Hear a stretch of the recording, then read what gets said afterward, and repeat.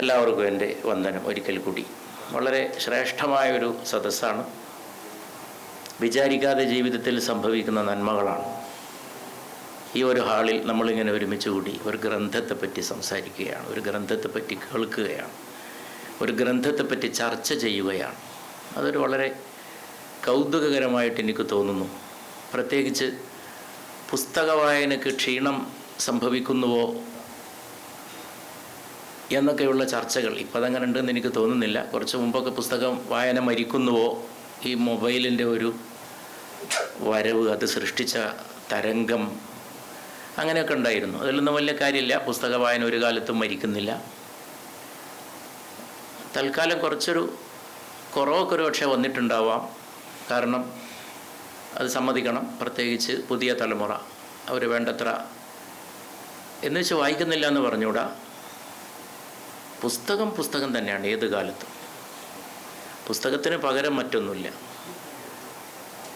വിശുദ്ധ ഖുർആനിലെ ആദ്യത്തെ ഭാഗം, ആദ്യമായിട്ട് അവതരിപ്പിക്കപ്പെട്ട ഭാഗം വായിക്കുക എന്ന് പറഞ്ഞുകൊണ്ടാണ് തുടങ്ങുന്നത്. ഇഖ്റ, വായിക്കുക. അതിൽ പറയുന്നുണ്ട്, ആ അധ്യായത്തിൽ, പേന കൊണ്ട് പഠിപ്പിച്ച അത്യുദാരനാണ് ദൈവം. പേനയും പുസ്തകവും ഏത് കാലത്തും ഉണ്ടാവും, എന്ത് മാറ്റം സംഭവിച്ചാലും. അതുകൊണ്ട് പുസ്തകത്തിലേക്ക് ആളുകൾ മടങ്ങുകയാണെന്നാണ് ഞാൻ പറയുക. അത്രയും മുഖവുരയായിട്ട് എനിക്ക് പറയണമെന്ന് തോന്നുന്നു ഹരികഥയെക്കുറിച്ചുള്ള ഈ വളരെ ഉദ്ദീപനം സൃഷ്ടിക്കുന്ന, പ്രചോദിപ്പിക്കുന്ന ചർച്ചയുടെ ഘട്ടത്തിൽ.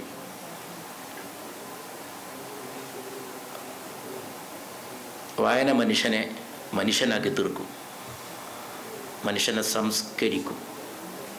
അപ്പോൾ ഈ പുസ്തകം തന്നെ വായിക്കുമ്പോൾ ആർ ഹരികുമാർ നമ്മുടെ മുമ്പിലുള്ള, നമ്മോട് സംസാരിക്കുന്ന ഹരികുമാറല്ല പുസ്തകത്തിൽ. അതാണ് ഈ പുസ്തകരചനയുടെ ഒരു പ്രത്യേകത. നമ്മൾ അദ്ദേഹത്തിൽ നിന്ന് ഈ കഥകളൊക്കെ ഒരു പക്ഷേ കേട്ടെന്ന് വിചാരിക്കുക. ഒരു പക്ഷേ ഇത്ര തീവ്രമായിട്ടുള്ള സ്വാധീന ശക്തി സൃഷ്ടിക്കാൻ സാധിച്ചൊന്നും വരില്ല. എഴുത്ത് പോലെ അദ്ദേഹത്തിൻ്റെ എഴുത്ത് വളരെ അല്പം മതി കുട്ടി. Thank you.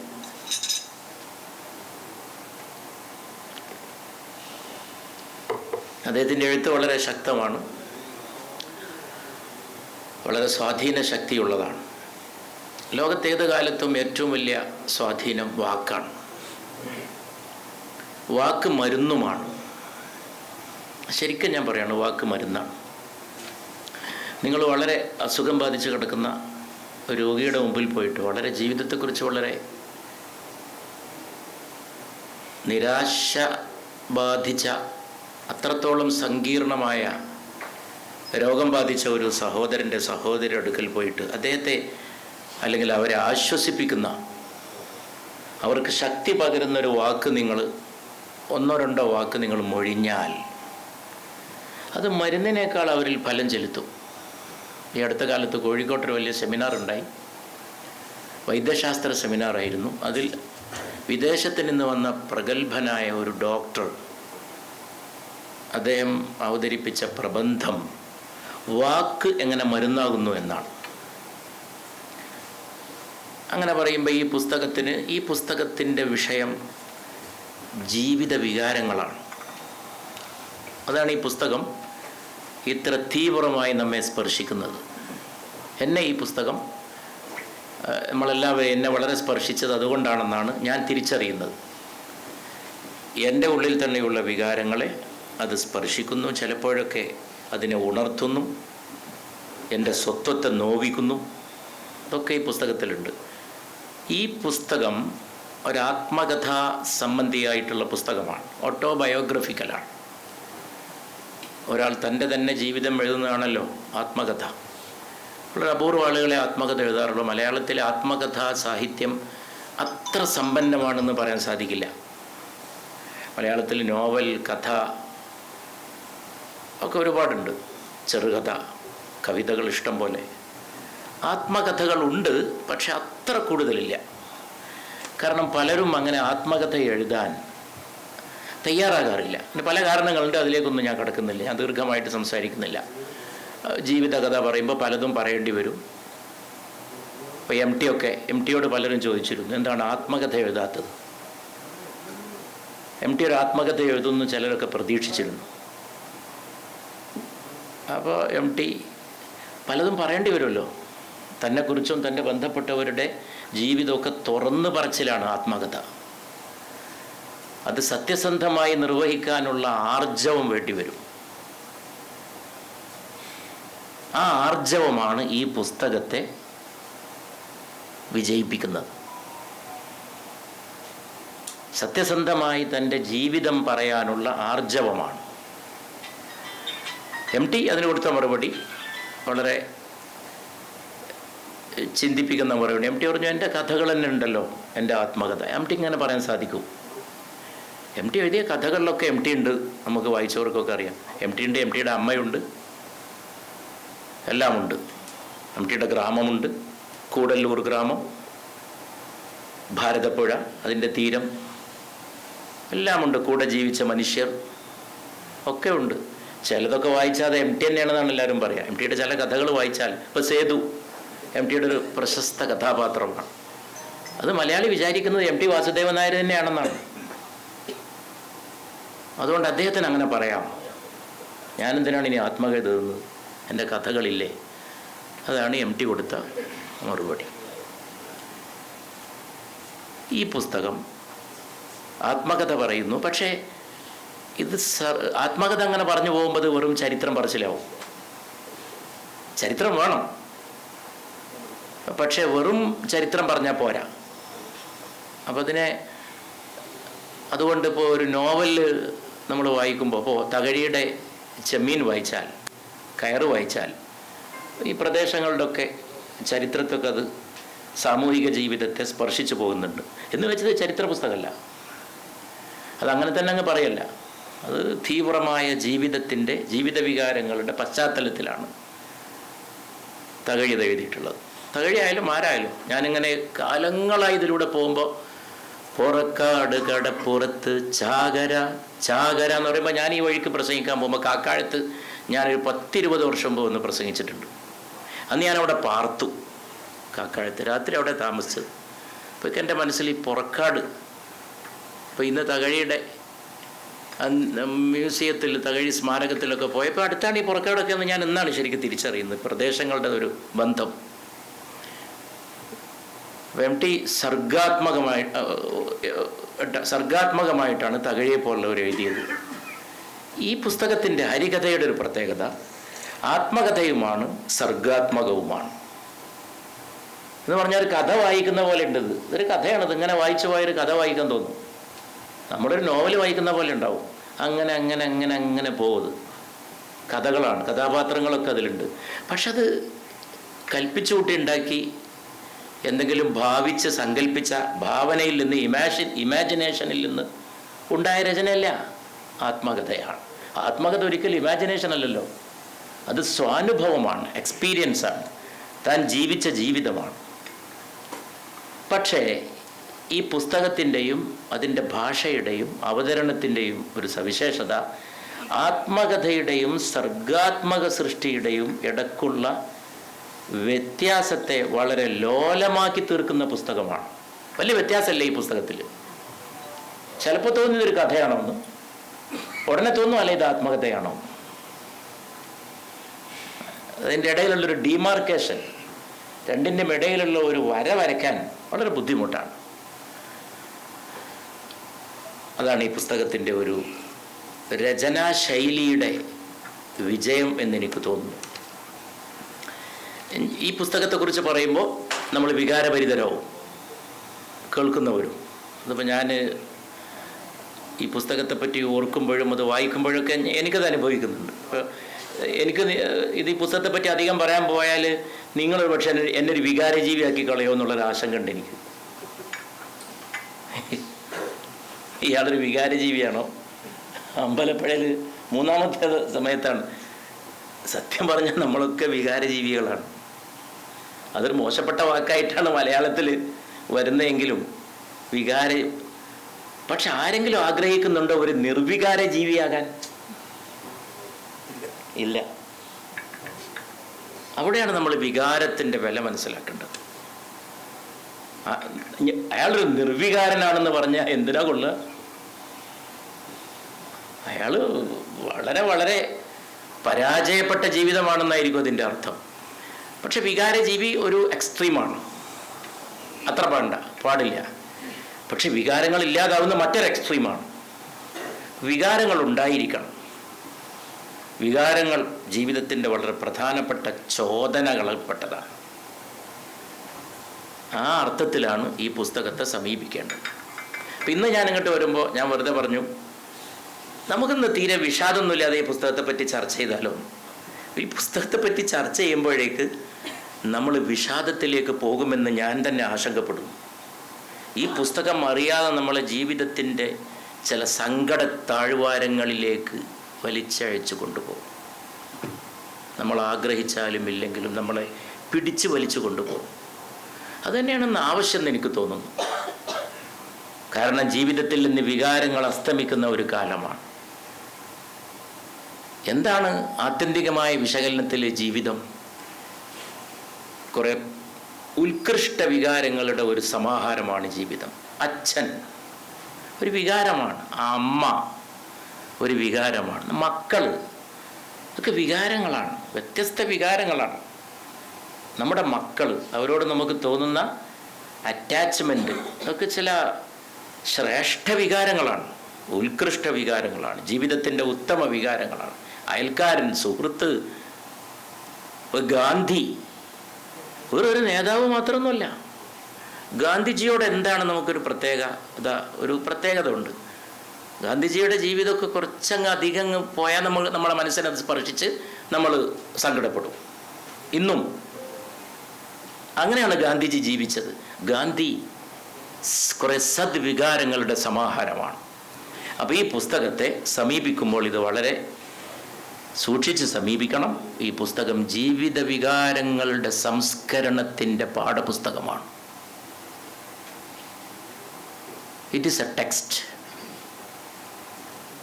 ആ ടെക്സ്റ്റ് പരാമർശിക്കുന്നത് ജീവിതത്തിൻ്റെ കോണ്ടെക്സ്റ്റുകളെയാണ്. A text leading to contexts. ജീവിത സന്ദർഭങ്ങളിലേക്ക് നമ്മെ കൊണ്ടുപോകുന്ന ടെക്സ്റ്റാണ്, ടെക്സ്റ്റ് ബുക്കാണ്. ടെക്സ്റ്റ് ബുക്ക് എന്ന് ഞാൻ ഈ പുസ്തകത്തെ ശരിക്കും വിളിക്കും. ഞാൻ എൻ്റെ മക്കൾക്ക് ഈ പുസ്തകം വായിക്കാൻ വേണ്ടി ഏൽപ്പിച്ചു കൊടുക്കുമ്പോൾ ഒരു പാഠപുസ്തകം ഏൽപ്പിച്ചു കൊടുക്കുന്ന മാതിരി തന്നെയാണ് ഏൽപ്പിച്ചു കൊടുത്തത്. നിങ്ങളിത് വായിക്കണം. എൻ്റെ മൂത്ത മകൻ, ഞാൻ നേരത്തെയും പറഞ്ഞു, അവൻ IAM ഒക്കെ പാസ്സായി വന്ന് കുറച്ച് മുതിർന്ന ആളാണ്. അവനിത് വായിക്കണം എന്ന് എനിക്ക് നിർബന്ധമുണ്ട്. എൻ്റെ മനസ്സിൽ അങ്ങനെ നിർബന്ധം ഉണ്ടാക്കുന്നത്, ഇത് വായിച്ചാൽ, ഇവിടെ നേരത്തെ ബഹുമാനപ്പെട്ട നമ്മുടെ പുസ്തക അവതരണം, പുസ്തക പരിചയം നിർവഹിച്ച അലിയാർ മാക്കി അവർകൾ പറഞ്ഞതുപോലെ പുസ്തകത്തിന് വായിക്കണമെന്ന് ഗ്രന്ഥകാരൻ പറയണം. ഈ ഗ്രന്ഥകാരൻ ഇത് പറയുന്നില്ലെങ്കിലും പറയാതെ പറയുന്നുണ്ട്. അതുകൊണ്ട് ഇത് ജീവിത വികാരങ്ങളെ സംസ്കരിക്കാൻ പഠിപ്പിക്കുന്നു. ഞാൻ പറയാറുണ്ട്, ഈ അടുത്ത കാലത്ത് കേരളത്തിൽ നഷ്ടപ്പെട്ടൊരു സംഗതി, വിദ്യാഭ്യാസത്തിൽ പോലും വൈകാരിക വിദ്യാഭ്യാസത്തിൻ്റെ അംശമാണ്. അതില്ല. അങ്ങനെ ഒരു സാധനമുണ്ട്, വൈകാരിക വിദ്യാഭ്യാസം, ഇമോഷണൽ എഡ്യൂക്കേഷൻ. മനുഷ്യവികാരങ്ങളെ ഉണർത്തണം, ശിക്ഷണം ചെയ്ത് സംസ്കരിക്കുകയുമാണ്. വികാരങ്ങൾ പലതുണ്ട്. ശ്രേഷ്ഠ വികാരങ്ങളുണ്ട്, അധമമായ വികാരങ്ങളുണ്ട്. ആ കാര്യത്തിൽ തർക്കമില്ല. ജീവിതത്തിൻ്റെ അധമമായ വികാരങ്ങളുണ്ട്. അതിനെയൊക്കെ സംസ്കരിച്ചെടുക്കാൻ സാധിക്കണം. നമ്മുടെ ഈ അടുത്ത കാലത്ത് നോക്കൂ നിങ്ങൾ. ഇപ്പോൾ നമ്മുടെ ഒരു കുട്ടി, കേരളത്തിലൊരു കുട്ടി അടുത്ത കാലത്ത് ആത്മഹത്യ ചെയ്തത് ഈ പുസ്തകത്തെ മുന്നിൽ വെച്ചപ്പോൾ, പുസ്തകത്തിൽ ഒരുപാട് കാര്യങ്ങൾ ബഹുമാനപ്പെട്ട നമ്മുടെ അലിയാറുമാക്കി പറഞ്ഞിട്ടുണ്ട്. ഞാൻ ആവർത്തിക്കുന്നില്ല, ആവർത്തനം വേണ്ട. ഞാൻ ഈ പുസ്തകത്തെ മുന്നിൽ വെച്ചുകൊണ്ടുള്ള ചില സാമൂഹികമായിട്ടുള്ള കാഴ്ചപ്പാടുകളിലേക്കും യാഥാർത്ഥ്യങ്ങളിലേക്കും പോകാൻ ആഗ്രഹിക്കുകയാണ് പരിമിതമായ സമയത്തിനകത്ത് നിന്നുകൊണ്ട്. അടുത്ത കാലത്ത് ഒരു കുട്ടി ആത്മഹത്യ ഇപ്പം മൊബൈൽ നോക്കണ്ടെന്ന് മാതാവ് പറഞ്ഞതിനാണ്. മോനെ ഇപ്പം മൊബൈൽ നോക്കണ്ട, കുറച്ച് കഴിഞ്ഞിട്ട് നോക്കിയാൽ മതി. കുട്ടി നേരെ പോയിട്ട് ആത്മഹത്യ ചെയ്തു. ഞാൻ ഈ അടുത്ത ദിവസം ഒരു പിതാവിനെ ആശ്വസിപ്പിക്കാൻ പോയത് എൻ്റെ അനുഭവം പറയുന്നത് കൂടുതൽ എൻ്റെ ഒരു തീവ്രത എൻ്റെ ബഹുമാനപ്പെട്ട സഹോദരങ്ങളുമായിട്ട് പങ്കുവെക്കാനാണ്. കുട്ടി സ്കൂളിൽ പോയി, സ്കൂൾ വിട്ട് മടങ്ങുന്നതിനുള്ളിൽ കുട്ടി തനിക്ക് തൂങ്ങാനുള്ള കയറ് അവൻ തന്നെ വാങ്ങി. അവൻ വന്നിട്ട് വീട്ടിൻ്റെ മുകളിലെ മുറിയിൽ തൂങ്ങി മരിച്ചു. ആ പിതാവിനെ ആശ്വസിപ്പിക്കാൻ പോയ ആളാണ് ഞാൻ. വളരെ പ്രയാസപ്പെട്ടാണ് ഞാൻ എന്നാൽ വീട്ടിലേക്ക് പോയതും മടങ്ങിയതും. ഒന്നും പറയാനില്ല അദ്ദേഹത്തോട്. ഞാൻ ആശ്വസിപ്പിക്കാൻ ശ്രമിച്ചപ്പോൾ ആശ്വസിപ്പിക്കേണ്ടെന്ന് തോന്നി. കാരണം അദ്ദേഹം വിഷയം ഇങ്ങനെ മാറ്റാൻ തുടങ്ങി. അദ്ദേഹത്തിന് അത് കേൾക്കാൻ തന്നെ സാധിക്കുന്നില്ല. കാരണം ഈ കുട്ടി മരിച്ചതിനേക്കാളും വലിയ ആഘാതം എന്തിനീ കുട്ടി കടുങ്കൈ ചെയ്തു എന്ന് മനസ്സിലാകുന്നില്ല. ഒരു പ്രശ്നവുമില്ല. എനിക്കാണെങ്കിൽ ആ സംഭവത്തിൽ ഇന്നുള്ള എൻ്റെ ഒരു ഷോക്ക്, തനിക്ക് തൂങ്ങാനുള്ള കയറ് ആ പ്രായത്തിലുള്ളൊരു കുട്ടിക്ക് വാങ്ങാൻ കഴിയുമോ? അവിടെയൊക്കെയാണ് ഈ ഇമോഷണൽ എഡ്യൂക്കേഷൻ അതവിടെ കൊടുക്കുന്നില്ല. ഇവിടുത്തെ വിദ്യാഭ്യാസമൊക്കെ അങ്ങ് ടെക്നിക്കലാക്കി സാങ്കേതികത്വങ്ങളുടെ ഒരു വല്ലാത്ത ബുദ്ധിമുട്ടുകളിലേക്ക് കൊണ്ടുപോയി ജീവിത വികാരങ്ങൾ ഒന്നുമില്ലല്ലോ. അങ്ങനെയുള്ള കാര്യങ്ങളൊന്നും പഠിപ്പിക്കുന്നില്ല. അപ്പോൾ ഈ പുസ്തകത്തിൻ്റെ പ്രമേയങ്ങളിലൊന്ന്, പ്രമേയമായിട്ട് ഗ്രന്ഥകാരൻ നിശ്ചയിക്കണമെന്നൊന്നുമില്ല, ഇത് വായിക്കുന്നവർക്ക് ലഭ്യമാകുന്ന പ്രമേയങ്ങളിലൊന്ന് എന്ന് പറയുന്നതിനേക്കാൾ ഞാൻ പ്രയോജനങ്ങളിലൊന്നെന്ന് പറയട്ടെ, ഈ വൈകാരിക വിദ്യാഭ്യാസമാണ്, ഇമോഷണൽ എഡ്യൂക്കേഷൻ. ഈ പുസ്തകം മൂല്യവിചാരത്തിൻ്റെ ഒരടിത്തറയിലാണ് സ്ഥാപിക്കപ്പെട്ടിട്ടുള്ളത്. മൂല്യനിർദ്ധാരണം, വാല്യൂ ഓറിയൻറ്റേഷൻ, ജീവിതത്തിൻ്റെ വാല്യൂസാണ്. അതൊക്കെ ഇതിലിങ്ങനെ വന്നും പോയും ഇരിക്കുന്നുണ്ട്. അതിലൂടെയൊക്കെ ഗ്രന്ഥകാരൻ്റെ വീക്ഷണങ്ങളും ഗ്രന്ഥകാരൻ്റെ നിലപാടുകളും, ഒരു ഇന്ത്യക്കാരൻ, ഒരു കേരളീയൻ, ഒരു ആലപ്പുഴക്കാരൻ, ഒരു അമ്പലപ്പുഴക്കാരൻ, ഒരു പ്രവാസി, ഒരു വ്യാപാരി, ഒരു വ്യവസായി, ഒരു മനുഷ്യൻ, ഒരു ഹിന്ദു, ഒരു വിശ്വാസി ഒക്കെ വരുന്നുണ്ട് ഇതിൽ. അതൊക്കെ എങ്ങനെയായിരിക്കണം? ഒരു മതവിശ്വാസി എങ്ങനെയായിരിക്കണം? ഒരു ഹിന്ദു വിശ്വാസി എങ്ങനെയായിരിക്കണം? ഭക്തനാണ്, എന്നാൽ അതേസമയം വലിയ മൈത്രിയും വലിയ പങ്കുവെപ്പും വലിയ മാനവികതയും, അതാണ് മതം. ആ വിഷയമൊക്കെ ഇതിലൂടെ വരുന്നുണ്ട്.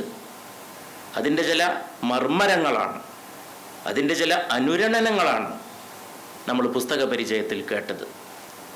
അതുകൊണ്ട് അതിൻ്റെ വിശദാംശങ്ങളിലേക്ക് ഞാൻ പോകുന്നില്ല.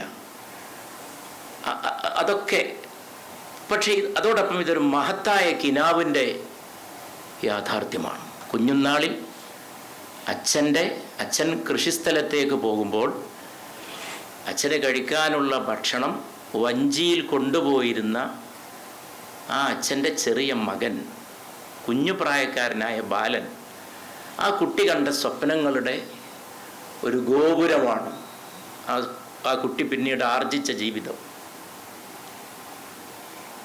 ആ ജീവിതമാണിതിൽ വരച്ച് കാണിക്കുന്നത്. അതൊരു ഗോപുരമാണ്. ആ കുട്ടി ഇന്നിപ്പോൾ ആ കുട്ടി ഉണ്ടെങ്കിൽ ആ കുട്ടി ഇങ്ങനെ നോക്കേണ്ടി വരും, ആ ഗോപുരത്തിലേക്ക്, ഇങ്ങനെ ഉയരത്തിലേക്ക് നോക്കേണ്ടി വരും, ഹിമാലയത്തിലേക്ക് നോക്കുന്ന പോലെ. ആ കുട്ടിക്ക് അന്ന് ചിന്തിക്കാൻ സാധിക്കില്ല. അത് ദൈവകാരുണ്യത്താൽ വന്ന് ഭവിച്ചതാണെന്ന് വിശ്വസിക്കുന്നത് കൊണ്ട് നിനക്കുള്ള മറുപടി ഈ പുസ്തകത്തിലുണ്ട്. ഈ പുസ്തകം വലിയ സങ്കീർണമായിട്ടുള്ള ദാർശനിക പ്രശ്നങ്ങളൊന്നും സൃഷ്ടിക്കുന്നില്ല. ഈ പുസ്തകം ഒരു ഫിലോസോഫിക്കൽ ഡിലമ, ഒരു ദാർശനികമായിട്ടുള്ള സമസ്യ ഉണ്ടാക്കുന്നില്ല. കാരണം ഇതൊക്കെ ദൈവകൽപ്പിതമാണ്, ദൈവകാരുണ്യത്താൽ സംഭവിക്കുകയാണ്, വന്ന് ഭവിക്കുകയാണ്. ഷേക്സ്പിയറുടെ ഒരു പ്രശസ്തമായിട്ടുള്ള കാവ്യശകലമുണ്ട്. There is a tide in the life of every individual which taken at strike may lead him to fortune. ഏതൊരു മനുഷ്യനെയും സൗഭാഗ്യത്തിലേക്ക് നയിക്കുന്ന ഒരു തരംഗം വന്നേക്കാം. പുഴവക്കത്ത് ഇങ്ങനെ കാത്തു നിൽക്കുന്നൊരു കൗതുകത്തോടെ കാത്തു നിൽക്കുന്നൊരു കുട്ടിയെ പോലെ നമ്മൾ എന്തെങ്കിലും ഒന്ന് ഒഴുകി വരും അത് പിടിക്കാൻ. ജീവിതം അങ്ങനെ ഒഴുകി വരും. അത് സൗഭാഗ്യത്തിലേക്ക് കൊണ്ടുപോകുന്നതാണ് ഷേക്സ്പിയർ പറയുന്നത്. ഞാനൊക്കെ രാജ്യസഭയിൽ ഈ കവിതയുടെ തുടക്കം ഇത് ഉദ്ധരിച്ചപ്പോൾ അതിൻ്റെ ബാക്കി ഭാഗം എഴുന്നേറ്റെന്ന് ഉദ്ധരിച്ചത് പണ്ഡിതനായ ഗ്രന്ഥകാരനായ കശ്മീർ രാജാവിൻ്റെ മകനായ മുൻ കേന്ദ്രമന്ത്രി ഡോക്ടർ കരൺ സിംഗ് ആണ്. ധാരാളം പുസ്തകങ്ങളൊക്കെ എഴുതിയിട്ടുണ്ട്. വേദപണ്ഡിതനാണ്. വേദങ്ങളെക്കുറിച്ചൊക്കെ വ്യാഖ്യാനിച്ച് എഴുതിയിട്ടുള്ള മഹാപണ്ഡിതനാണ് ഡോക്ടർ കരൺ സിംഗ്. വല്ലാത്തൊരു കവിതയാണ്. ഇങ്ങനെയൊക്കെ കാണാവുന്നേ ഉള്ളൂ. തർക്കങ്ങളും കലഹങ്ങളൊക്കെ അവസാനിക്കും. അങ്ങനെയുള്ള ഒരു കൊച്ചുകുട്ടി ഇതിങ്ങനെ നോക്കുന്ന, പക്ഷേ ഇതൊക്കെ ഞാൻ നേരത്തെ പറഞ്ഞ പോലെ ഒരു തിരിഞ്ഞു നോട്ടമാണ് ഈ പുസ്തകം. തിരിഞ്ഞു നോക്കാൻ പ്രേരിപ്പിക്കുന്ന പുസ്തകമാണ്. ഗ്രന്ഥകാരൻ തിരിഞ്ഞു നോക്കുന്നു, നമ്മളൊക്കെ തിരിഞ്ഞു നോക്കണം എന്നാണ് ഈ പുസ്തകം നമ്മളോട് പറയുന്നത്. തിരിഞ്ഞു നോക്കൂ, തിരിഞ്ഞു നോക്കൂ, അങ്ങനെ ഓടല്ലേ. ചലത്തെ ചലത്തെ രുക് ജാനേ കി ആദത്ത് സീ ഹോ ഗയി. ചലത്തെ ചലത്തെ ഇങ്ങനെ നടന്നു പോകുമ്പോൾ അടുക്കം നിൽക്കുന്ന ഒരു പതിവായി. ഒന്ന് നിൽക്കണം, വല്ലാതെ സ്പീഡിൽ ഓടരുത്.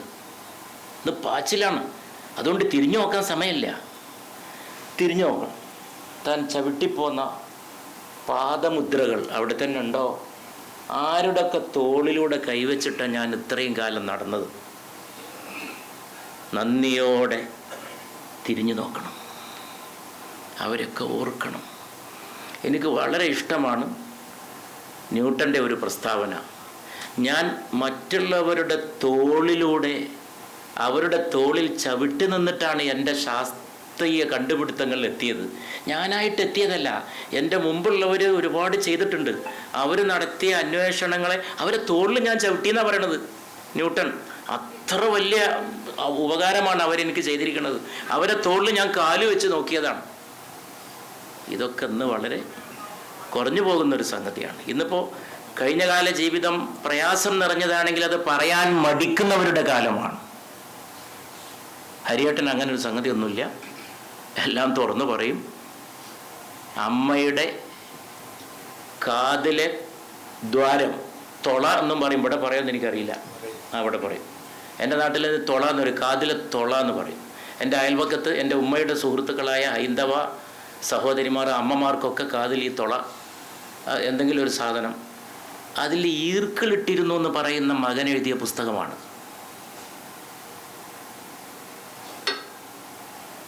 അതിലൂടെയാണ് ഞാൻ കുടുംബത്തിലെ ദാരിദ്ര്യം തിരിച്ചറിഞ്ഞതെന്നും കൂടി പിന്നാലെ പറയുമ്പോൾ ഈ പുസ്തകം നമ്മളെ ഞാൻ പറയുന്നൊരു തളർച്ചയിലെത്തിക്കും. നാടി ഞരമ്പുകളൊക്കെ തളർന്നു പോകും. ഇതൊക്കെ അതുള്ളവർക്കാണ്, ജീവിത വികാരങ്ങളുള്ളവർക്കാണ്, ജീവിത വികാരങ്ങളെ ബഹുമാനിക്കുന്നവർക്കാണ്, ജീവിത വികാരങ്ങളുടെ വാല്യൂ തിരിച്ചറിയുന്നവർക്കുള്ള വായനയാണ്. മതിയല്ലോ. എത്ര ശക്തമായൊരു മുദ്രയാണത്. അതൊന്ന് ആലോചിച്ച് നോക്കൂ നിങ്ങൾ. ഞാനിന്ന് നേരത്തെ പറഞ്ഞു എന്തിനാ സിനിമ എന്ന്.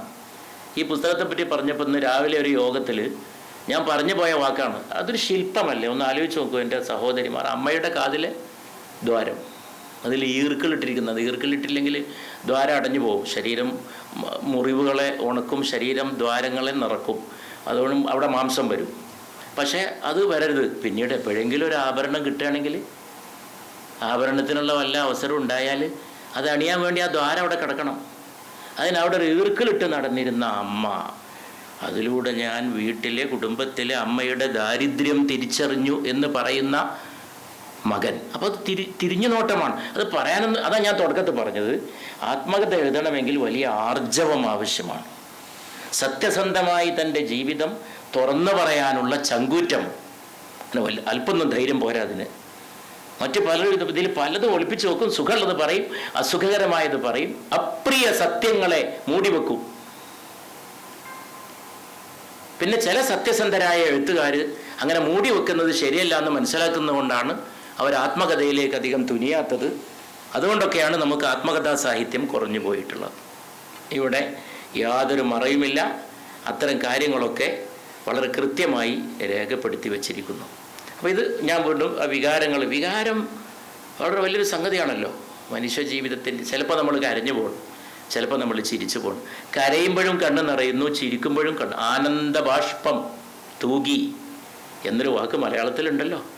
അപ്പോൾ സന്തോഷിക്കുമ്പോഴും കണ്ണ് നിറയുന്നുണ്ട്. ഇതൊക്കെ വികാരം ഒരേ വികാരമല്ല, വ്യത്യസ്ത വികാരങ്ങൾ. അപ്പോൾ അത് ഞാൻ നേരത്തെ പറഞ്ഞ ഒരു ഗസലിലെ വരി ഞാൻ ഓർത്തുകയാണ്.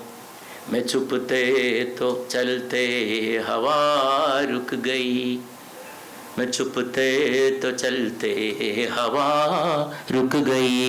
ഞാൻ മിണ്ടാതിരുന്നതുകൊണ്ട് കാറ്റും മിണ്ടാതായി. കാറ്റടങ്ങി ഞാനൊന്ന് മൗനിയായപ്പോൾ. കാറ്റിങ്ങനെ വീശുമായിരുന്നു, ഞാനൊന്ന് മൗനമായിരുന്നപ്പോൾ കാറ്റും മൗനമായി. കാറ്റടിക്കുന്നില്ല. जुबान सब समझते हैं जज्बात की. വികാരങ്ങളുടെ മനസ്സിലാക്കാൻ, വികാരങ്ങളുടെ ഭാഷ മനസ്സിലാക്കാൻ കാറ്റിനും കഴിയും. ഞാൻ മൗനമായപ്പോൾ, ഞാൻ മൗനവികാരത്തിലേക്ക് പോയപ്പോൾ കാറ്റടങ്ങി. ഏത് കാറ്റിനും മനുഷ്യ വികാരങ്ങളെ മനസ്സിലാക്കാൻ സാധിക്കും. ഞാൻ ഈ പുസ്തകത്തിലെ ചില കാര്യങ്ങൾ പറഞ്ഞു പോവാണ്. തട്ടാരുപറമ്പിൽ രാമകൃഷ്ണ പിള്ളയുടെയും സരസ്വതി അമ്മയുടെയും മകനായിട്ട് ജനിച്ച ഒരു സാധാരണക്കാരനായ അമ്പലപ്പുഴക്കാരൻ. ഒരസാധാരണത്വവും അദ്ദേഹം അവകാശപ്പെടുന്നില്ല, അദ്ദേഹം ഒന്നും പറയുന്നില്ല. അദ്ദേഹം അങ്ങനെ ഒരു താൻ ജീവിച്ച തൻ്റെ സ്വന്തം കഠിന പ്രയത്നത്താൽ ഒരച്ഛൻ്റെ കുരുത്തത്തിൽ എന്ന് തന്നെ ഞാൻ പറയട്ടെ, അച്ഛൻ്റെ പാദമുദ്രകളെ പിൻപറ്റിക്കൊണ്ട് നേടിയ കെട്ടിപ്പടുത്ത ജീവിതം, അതെത്തിച്ചേർന്ന വലിയ മഹത്തായ ജീവിത ആരോഹണങ്ങളുണ്ട്. അവിടെയൊക്കെ എത്തി നിൽക്കുമ്പോഴും ഒന്നും അവകാശപ്പെടുന്നില്ല. പക്ഷേ അതേസമയം ആ കുട്ടി കണ്ട കിനാവാണ്. ഗ്രന്ഥകാരൻ ആദ്യം കണ്ട സിനിമ MT വാസുദേവൻ നായരുടെ പകൽ കിനാവാണ് എന്നീ പുസ്തകത്തിലുണ്ട്. പകൽ കിനാവ്. അപ്പം കിനാവ് കണ്ടു തുടങ്ങിയ ആ കിനാവിൻ്റെ ആ ഡ്രീം, ആ സ്വപ്നത്തിൻ്റെ സാക്ഷാത്കാരമാണ്. അതാണ് ബഹുമാനപ്പെട്ട നമ്മുടെ ശ്രേഷ്ഠ കവി ശ്രീ ജയകുമാർ അവർകൾ ഇതിൻ്റെ മനോഹരമായ ശക്തമായ അവതാരികയാണ്. നമ്മുടെ പുസ്തക പരിചയത്തിൽ അദ്ദേഹത്തിൻ്റെ പല ഭാഗങ്ങൾ ഇവിടെ ഉദ്ധരിച്ചു. അവതാരികയിലെ നല്ല അവതാരിക, നല്ല ഭാഷയിൽ, കവിത തുളുമ്പുന്ന ഭാഷയിൽ തന്നെ അദ്ദേഹം കവിയാണ്. വളരെ ഉന്നത നിലവാരമുള്ള കവിതകളും ഗാനങ്ങളും നമുക്ക് സമ്മാനിച്ച കവിയാണ് അദ്ദേഹം. അതിൽ എഴുതിയെടുത്ത് ഇതൊക്കെ പ്രത്യേകമായിട്ട് ചില കാര്യങ്ങൾ എടുത്തു പറഞ്ഞിട്ടുണ്ട്. എല്ലാം കൂടി എടുത്തു പറയാൻ ഈ പുസ്തകത്തോട് നീതി പുലർത്തിക്കൊണ്ട് നമുക്കിങ്ങനെ ചർച്ച നടത്താൻ കഴിയില്ല. അപ്പം അങ്ങനെ ചർച്ച നടത്തുകയാണെങ്കിൽ ഇപ്പോൾ സമയമൊക്കെ വളരെ ദീർഘിച്ചു പോകും. പക്ഷെ ആ സ്വപ്നങ്ങളാണ്, ആ സ്വപ്നങ്ങളിൽ നിന്ന് തുടങ്ങി മുന്നോട്ട് പോയിട്ടുള്ള ജീവിതത്തിലെ ആരോഹണങ്ങളുടെ കഥയാണ്. അതിൽ പലതും കടന്നു വരുന്നു, പല കഥാപാത്രങ്ങൾ കടന്നു വരുന്നു. മുഖ്യമായിട്ട് പുസ്തക പരിചയത്തിൽ പറഞ്ഞ പോലെ അച്ഛൻ തന്നെയാണ്. MTയുടെ പുസ്തകങ്ങളിൽ മുഴുവനും നിറഞ്ഞു നിൽക്കുന്ന മുഖ്യ കഥാപാത്രം MTയുടെ അമ്മയാണെന്ന് പറയാറുണ്ട്. ഇതിൽ അച്ഛൻ നിറഞ്ഞു നിൽക്കുന്നുണ്ട്. തട്ടാരുപറമ്പിൽ രാമകൃഷ്ണപിള്ള. അദ്ദേഹത്തെക്കുറിച്ച് വളരെ അത്ഭുതം തോന്നും, എനിക്ക് വളരെ അത്ഭുതം തോന്നുന്നു. അദ്ദേഹം സുഭാഷ് ചന്ദ്രബോസിൻ്റെ INAയിൽ പ്രവർത്തിച്ച ഒരു ഭാരതീയനാണ്. അതിൻ്റെ ചില കാര്യങ്ങൾ പുസ്തക പരിചയത്തിൽ പറയണ്ടായി. ചെറിയൊരു സംഗതിയല്ല. INA മഹാത്മാഗാന്ധി ഇവിടെ അഹിംസയിൽ ഊന്നിക്കൊണ്ട് സ്വാതന്ത്ര്യത്തിന് വേണ്ടി പരിശ്രമിക്കുമ്പോൾ ഇന്ത്യക്ക് പുറത്തു പോയിട്ട് ശക്തി പ്രയോഗിച്ച് സൈന്യം സംഘടിപ്പിച്ച് ബ്രിട്ടീഷുകാരെ പുറത്താക്കണം എന്ന് പറഞ്ഞ് വലിയൊരു സേനാ വിഭാഗത്തിന് നേതൃത്വം കൊടുത്ത് അതിലൂടെ എത്രയും പെട്ടെന്ന് ഇന്ത്യയുടെ വിമോചനം സാധ്യമാകണമെന്ന മഹത്തായ കർമ്മം, ലക്ഷ്യം, അതിലേക്ക് കുതിച്ച ധീരനായ ശക്തനായ ദേശാഭിമാനിയായിരുന്നു, പോരാളിയായിരുന്നു നേതാജി എന്ന് ഒരാളെ ഇന്ത്യയിൽ വിളിക്കുന്നുള്ളൂ. നേതാജി സുഭാഷ് ചന്ദ്രബോസ്. ഹിന്ദിക്കാർക്ക് നേതാക്കന്മാരൊക്കെ നേതാജിയാണ്, ജി ബഹുമാനം, നേതാജി. പക്ഷെ നേതാജി എന്ന് ഒറ്റക്ക് പറഞ്ഞാൽ അതാരാന്ന് ആരും ചോദിക്കില്ല. അത് സുഭാഷാണ്, സുഭാഷ് ചന്ദ്രബോസാണ്. സുഭാഷ് ചന്ദ്രബോസിനെ INAയുടെ ഒരു ക്യാപ്റ്റൻ, അതിൻ്റെ ഒരു നേതാവായിട്ട് മാത്രം കണ്ടാൽ പോരാ. തികഞ്ഞ മതേതരവാദി, ശക്തനായ പോരാളി, മനുഷ്യത്വത്തിൻ്റെ പ്രതിനിധിയായിട്ടുള്ള, ആൾരൂപമായിട്ടുള്ള ശക്തമായ വ്യക്തിത്വം, ഇതൊക്കെ ആയിരുന്നു സുഭാഷ്. അപ്പം സുഭാഷിൻ്റെ പിന്നാലെ സഞ്ചരിച്ച തട്ടാരുപറമ്പിൽ രാമകൃഷ്ണപിള്ളയെ അതിലൂടെ തന്നെ നമുക്ക് മനസ്സിലാക്കാൻ സാധിക്കേണ്ടതുണ്ട്. അദ്ദേഹത്തിലെ ദേശീയവാദി. ആ കാലത്ത് സുഭാഷിന് ചില ശക്തരായ മലയാളികളെ അദ്ദേഹത്തിൻ്റെ പിറകിലുണ്ടായിരുന്നു. വളരെ ശക്തയായ അദ്ദേഹത്തിൻ്റെ സഹായി സഹകാരിണി ക്യാപ്റ്റൻ ലക്ഷ്മിയായിരുന്നു. ക്യാപ്റ്റൻ ലക്ഷ്മി എൻ്റെ നിയോജക മണ്ഡലത്തിൽപ്പെട്ട ആനക്കരയിലെ തറവാട്ടിൽ നിന്നാണ് പോണത്. ഞാൻ തിരഞ്ഞെടുപ്പിൽ വോട്ട് ചോദിക്കാൻ പോയ സമയത്തും അല്ലാത്തപ്പോഴും പിന്നീടൊക്കെ അവരുടെ തറവാട്ടിൽ ചെന്നിട്ടാണ്, അവരുടെ മുറ്റത്താണ് ചിലപ്പോഴൊക്കെ യോഗം ചേർന്നത്. ആ കുടുംബം ഒരുപാട് നേതാക്കന്മാരെ, വനിതകളെ ഇന്ത്യൻ രാഷ്ട്രീയത്തിന് സംഭാവന ചെയ്തു.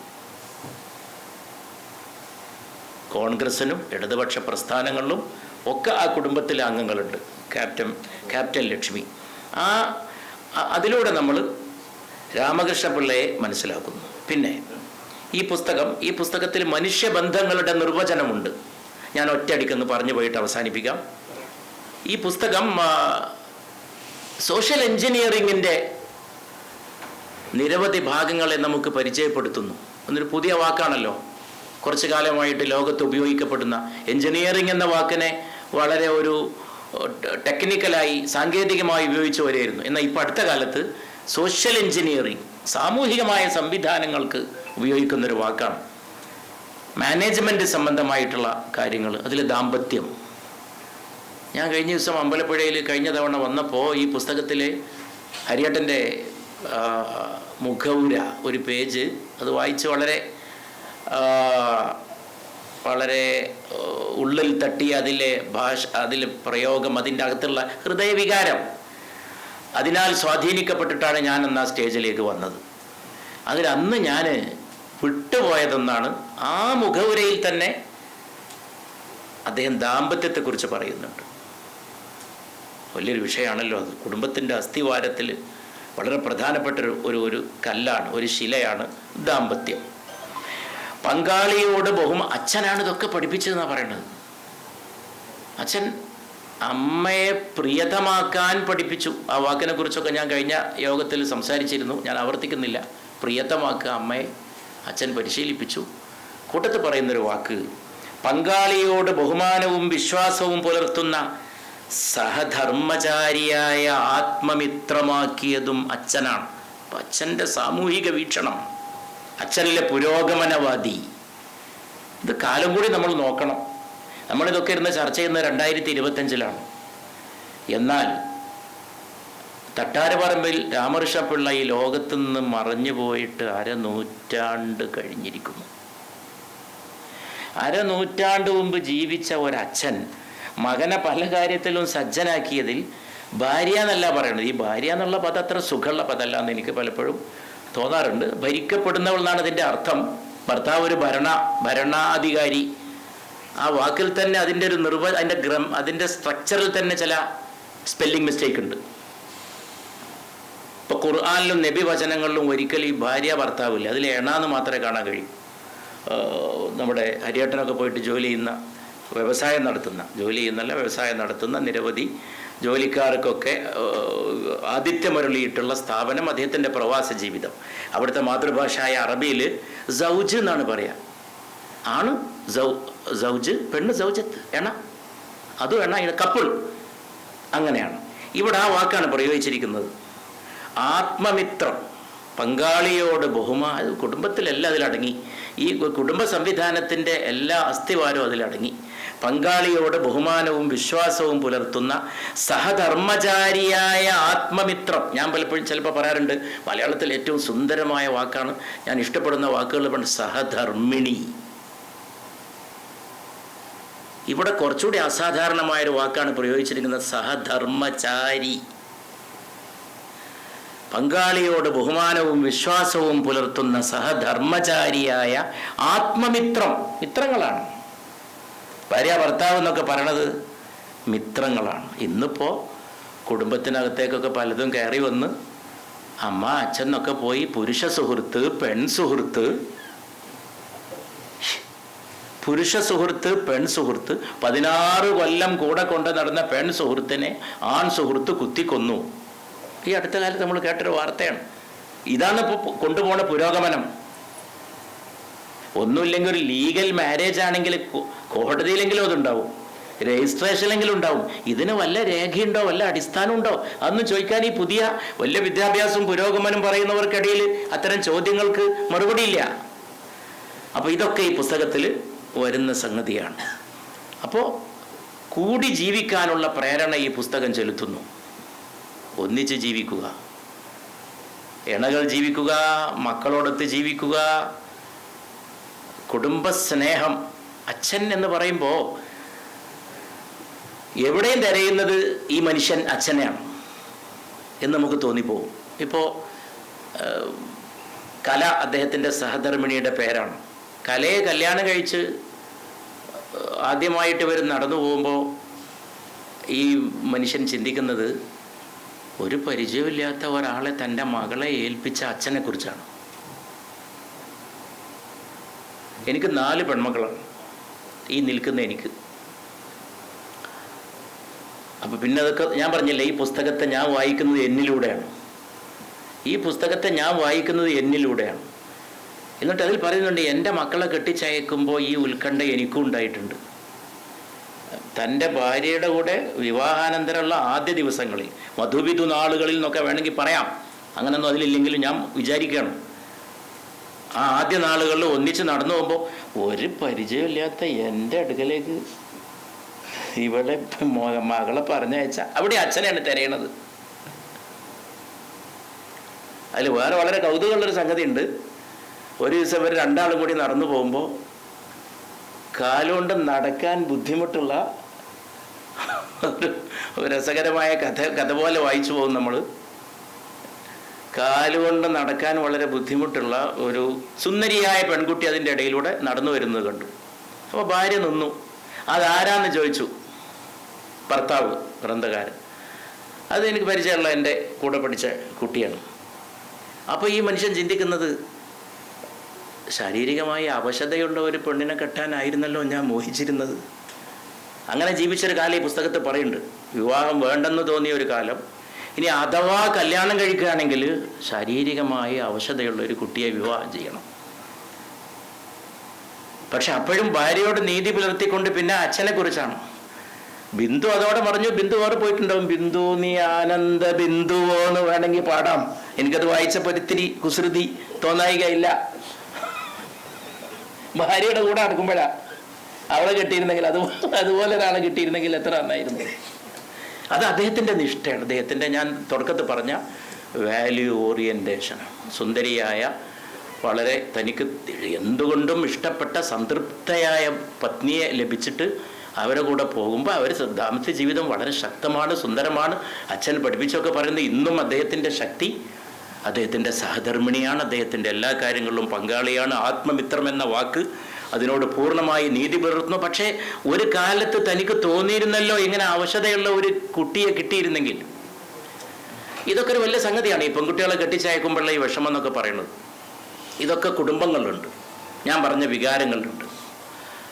ഇപ്പം ഞാൻ നോക്കാറുണ്ട്, ഈ കല്യാണങ്ങൾക്ക് ധാരാളം നമ്മളൊക്കെ പോകില്ലേ. പക്ഷെ പ്രത്യേകിച്ച് പൊതുപ്രവർത്തനത്തിൽ ഞാനങ്ങനെ പരക്കെ പോകാറില്ല.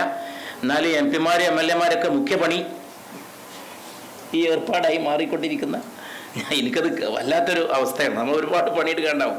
നേരം വെളുത്തങ്ങ് ഇറങ്ങിയ കല്യാണത്തിന് പോവുക ഒരു സുഖമുള്ള സംഗതിയല്ല, പോകണ്ടെന്നല്ല. എന്നാലും എന്നിട്ട് പോയിട്ടിങ്ങനെ, അപ്പം ഞാനിങ്ങനെ ഓരോ സ്ഥലത്ത് ഫോട്ടോക്ക് ഈ നമ്മളിങ്ങനെ ഇന്ന് കൊടുക്കുമല്ലോ ഈ കുട്ടികൾക്ക്, ഒരു സന്തോഷമല്ല ആ കുടുംബത്തിനൊക്കെ. അപ്പോഴൊക്കെ ഇപ്പോഴത്തെ പെൺകുട്ടികളെ ഞാൻ ശ്രദ്ധിക്കും.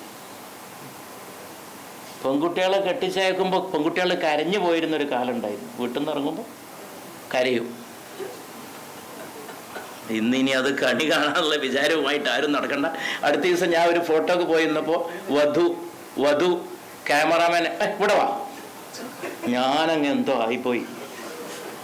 നമ്മൾ മുമ്പിലിട്ട് ഇവിടെ വാ, ഇതൊന്നെടുക്ക്.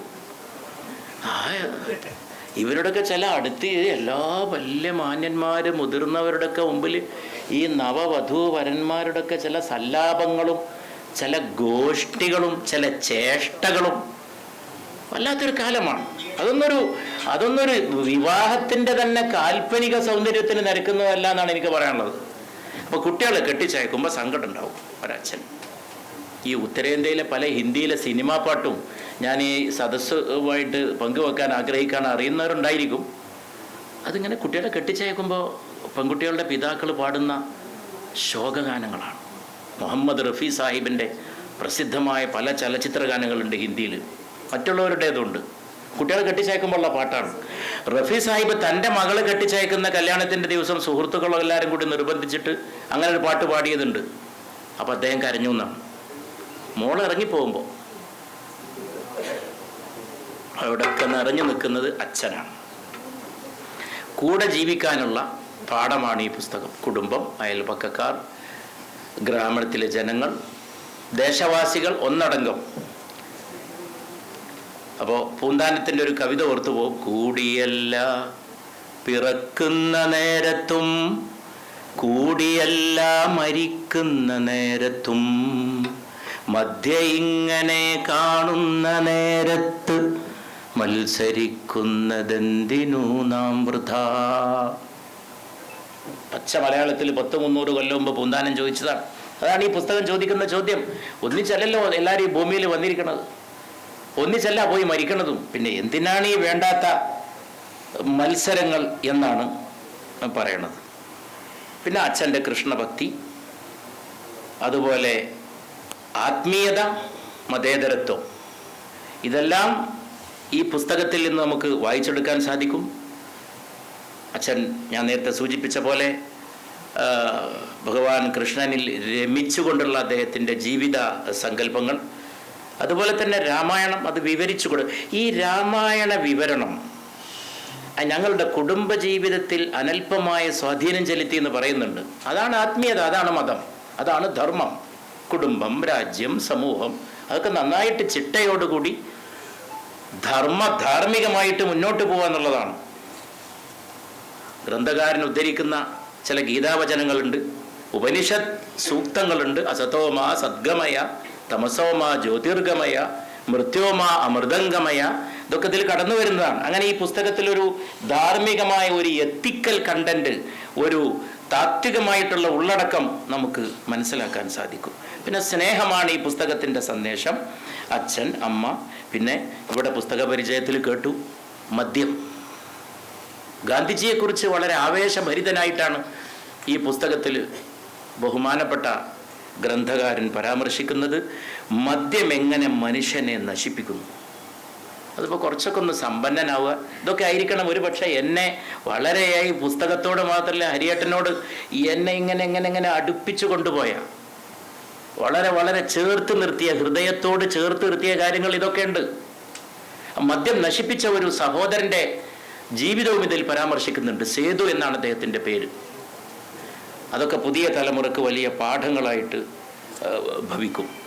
എല്ലാം വികാരമാണ്. ആ ജീവിത വികാരങ്ങളെ തച്ചുടക്കുന്ന മദ്യപിശാചിനെതിരായിട്ടുള്ള താക്കീതും ഈ പുസ്തകത്തിലുണ്ട്. ഈ പുസ്തകത്തിലെ ഒരു അധ്യായത്തിൻ്റെ ശീർഷകം വീട് ഒരു സ്ഥലമല്ല. ശ്രദ്ധിക്കണേ, വീട് ഒരു സ്ഥലമല്ല, അതൊരു വികാരമാണ്. ഇതിനേക്കാൾ വലിയ ഒരു ഡെഫിനിഷൻ മനുഷ്യൻ പാർക്കുന്ന പാർപ്പിടങ്ങൾക്ക് വേറെ കൊടുക്കാനുണ്ട് എന്ന് ഞാൻ വിശ്വസിക്കുന്നേയില്ല. അപ്പം ഞാൻ എല്ലാ യാത്രയും കഴിഞ്ഞിട്ട് എവിടെയെങ്കിലും ഒന്ന് പോയാൽ, എവിടെ പോയാലും, എത്ര പ്രിയപ്പെട്ട സ്ഥലത്ത് പോയാലും വീട്ടിലെത്താൻ നമ്മൾ കൊതിക്കും. ഞാനൊന്ന് പാർലമെൻറ്റ് സമ്മേളനം കഴിഞ്ഞിട്ട് നാട്ടിലേക്ക് വരികയാണെങ്കിലും അവിടെ നമ്മുടെ സ്ഥലം പോലെ നമ്മുടെ രാജ്യമൊക്കെ ശരി, അവിടെ ചുറ്റുപാടൊക്കെ തൃപ്തികരമാണ്. എന്നാലും വീട്ടിലെത്താനുള്ള തിടുക്കം, വീട്ടിലെത്തി പെട്ടി അവിടെ വെച്ചാൽ നമ്മൾ എത്തേണ്ടടുത്തെത്തി. അപ്പോൾ നമ്മൾ ഒരു കെട്ടിടത്തിലല്ലേ എത്തിയത്, ഒരു വികാരമാണ്. അവിടെയൊക്കെ നമ്മുടെ വികാരങ്ങളുണ്ട്. നമ്മുടെ മാതാപിതാക്കൾ നമ്മൾ ജീവിച്ചിരിപ്പില്ലെങ്കിലും അവരെ നമ്മൾ പരിചയിച്ചു പോകുന്നത് നമ്മൾ വീടുകളിൽ വെച്ചിട്ടാണ്. അതുകൊണ്ട് വീട് ഒരു സ്ഥലമല്ല, അതൊരു വികാരമാണ്. ഇതൊക്കെ പഠിപ്പിച്ചു കൊടുത്തത് അച്ഛനാണ്. ഈ പുസ്തകത്തിൻ്റെ ചർച്ചയിൽ എനിക്ക് അമ്പലപ്പുഴക്കാരായ എൻ്റെ സുഹൃത്തുക്കളോടും മകനായ ഈ പുസ്തകത്തിൻ്റെ ഗ്രന്ഥകാരനോടും, ഹരിയേട്ടൻ എന്നുള്ളതൊക്കെ ഞാൻ വിടുകയാണ്, എനിക്ക് വെക്കാനുള്ളൊരു അപേക്ഷയുണ്ട്, ഒരു നിർദ്ദേശമുണ്ട്. തട്ടാരുപറമ്പിൽ രാമകൃഷ്ണപിള്ളയുടെ പേരിൽ അമ്പലപ്പുഴയിൽ ഒരു സ്മാരകം ഉയർന്നു കാണണം എന്ന് ഞാൻ ആഗ്രഹിക്കുന്നു. ഈ ജീവിത മൂല്യങ്ങളുടെയൊക്കെ വെടുപ്പാർന്ന ആവിഷ്കാരമായി, അതിൻ്റെ അതിമനോഹരമായിട്ടുള്ള സന്ദേശം പരത്തുന്ന ഒരു സ്നേഹമന്ദിരമായി സ്മരണീയമായി ജീവിച്ചവർക്ക് സ്മാരകം ആവശ്യമില്ല. ഗുരു എപ്പോഴും പറയായിരുന്നു ഗുരു നിത്യ ചൈതന്യേതി. അത് ശരിയാണ്, ഞാൻ സമ്മതിച്ചു. പക്ഷേ ഭാവി തലമുറകൾക്ക് ചില അടയാളങ്ങൾ ഉണ്ടായിരിക്കണം, ചില അടയാളങ്ങൾ ഉണ്ടായിരിക്കണം. അല്ലെങ്കിൽ ചോദിക്കും ഇതൊക്കെ എന്താണെന്ന് നാളെ. ഇവിടെ ഇന്നലകളെക്കുറിച്ച് ഓർമ്മ വേണമെന്ന് ബഹുമാനപ്പെട്ട നമ്മുടെ അലിയാറുമാക്കി പറയണ്ടായി. എന്തുകൊണ്ടും അദ്ദേഹം അത് അർഹിക്കുന്നു. അദ്ദേഹത്തിൻ്റെ സമരം, അദ്ദേഹത്തിൻ്റെ പോരാട്ടം, അദ്ദേഹത്തിൻ്റെ ആത്മീയത, അദ്ദേഹത്തിൻ്റെ മതവിശ്വാസം, അദ്ദേഹത്തിൻ്റെ മതേതരത്വം, അദ്ദേഹത്തിൻ്റെ കൃഷി, മണ്ണിനോടുള്ള ബന്ധം, പിന്നെ എവിടെയും എഴുതി വെക്കാത്ത രാമകൃഷ്ണപിള്ളയുടെ ആപ്തവാക്യങ്ങൾ. പറഞ്ഞില്ലേ, മണ്ണിനെ മറക്കുന്നവൻ തന്നെ തന്നെയാണ് മറക്കുന്നത്. അത് ആ സ്മാരകത്തിൻ്റെ ചുമരിൽ എഴുതി വെക്കണം. അതുപോലുള്ള സൂക്തങ്ങൾ മകനിലൂടെ വീണ് കിട്ടിയ, ഒരു പക്ഷേ അദ്ദേഹത്തിന് എഴുതാനോ രേഖപ്പെടുത്താനോ ഉള്ള അവസരങ്ങൾ ഉണ്ടായിരുന്നുവെങ്കിൽ ഇതൊക്കെ ഭാവി തലമുറകൾക്കുള്ള കനപ്പെട്ട ഉപദേശങ്ങളുടെ ഒരു സമാഹാരം രൂപപ്പെടുമായിരുന്നു. തീർച്ചയായും അത് നമ്മുടെ കർത്തവ്യമാണ് എന്ന് ഞാൻ വിചാരിക്കുന്നു. അത് ഈ മാതിരി കാര്യങ്ങൾ ഭാവി തലമുറകൾക്ക് പകർന്നു കൊടുക്കാൻ കുടുംബവേദി അതിന് മുൻകൈയെടുക്കണം എന്ന് അപേക്ഷിക്കാനും നിർദ്ദേശിക്കാനും കൂടി ഈ അവസരം ഞാൻ ഉപയോഗപ്പെടുത്തുകയാണ്. പ്രിയപ്പെട്ടവരെ, ഈ പുസ്തകത്തിൽ 1-2 കാര്യങ്ങൾ ഇതിലൊക്കെ, പിന്നെ ഈ പുസ്തകത്തിൽ കഥാപാത്രങ്ങൾ എല്ലാവരും ഉള്ളവരാണ്. കൊച്ചമ്മാവൻ ഗ്രന്ഥകാരൻ്റെ ഒരു കൊച്ചമ്മാവനെ കുറിച്ച് പറയുന്നുണ്ട്. അദ്ദേഹം ഒരേ സമയം ആത്മീയതയും അതേസമയം ശാസ്ത്രബോധവും കൊണ്ടു നടന്നൊരു വ്യക്തിയാണ്. രണ്ടിൻ്റെ കൂടി സമാഹാരമാണ്, സയൻസും സ്പിരിച്വാലിറ്റിയും. ഐൻസ്റ്റൈൻ്റെ ആപേക്ഷിക സിദ്ധാന്തത്തെ വരെ തിരുത്താൻ, അതങ്ങനല്ല, അതിനൊരു മറുകുറി പറയാനുള്ള ബുദ്ധിവൈഭവം, അഗാധമായിട്ടുള്ള ചിന്താശക്തി അദ്ദേഹത്തിനുണ്ടായിരുന്നു. അതേസമയം ആത്മീയവാദിയായിരുന്നു. ഇതൊക്കെ തമ്മിൽ വേർതിരിക്കുന്ന വ്യത്യാസങ്ങൾ വളരെ ലോലമാണ്. ഞാൻ നേരത്തെ പറഞ്ഞ പോലെ ഇന്നിതൊക്കെ തർക്കിച്ച് തീർക്കുകയാണ്. നമ്മൾ പുറത്ത് കാണുന്ന രൂപങ്ങളാണ് പ്രകൃതി, ഭൗതികം. അതിൻ്റെ അകത്തുള്ളതൊക്കെ ആത്മീയമാണ്. വെള്ളം ഭൗതികമാണ്. വെള്ളം കുടിച്ച് ദാഹം തീരുന്ന നേരത്ത് നാം അനുഭവിക്കുന്ന സംതൃപ്തി അത് ഭൗതികമല്ല, അത് അഭൗതികമാണ്. അതിൻ്റെയൊക്കെ മീതെയാണ്. അമ്മയുടെ അടുത്ത് പോയിട്ട് നമ്മൾ ഇരിക്കുമ്പോൾ അമ്മയുടെ കാൽക്കൽ നമ്മൾ തല വെച്ച് കിടക്കുമ്പോൾ നമ്മൾ അനുഭവിക്കുന്ന അനുഭൂതി, എൻ്റെ മോനെ, എൻ്റെ പൊന്നു മോനെ എന്ന് അമ്മ വിളിക്കുമ്പോൾ, പൊന്നു മോനെ, എൻ്റെ പൊന്നു മോനെ, ഹരിക്കുട്ട, ആ വിളി ആത്മീയമാണ്.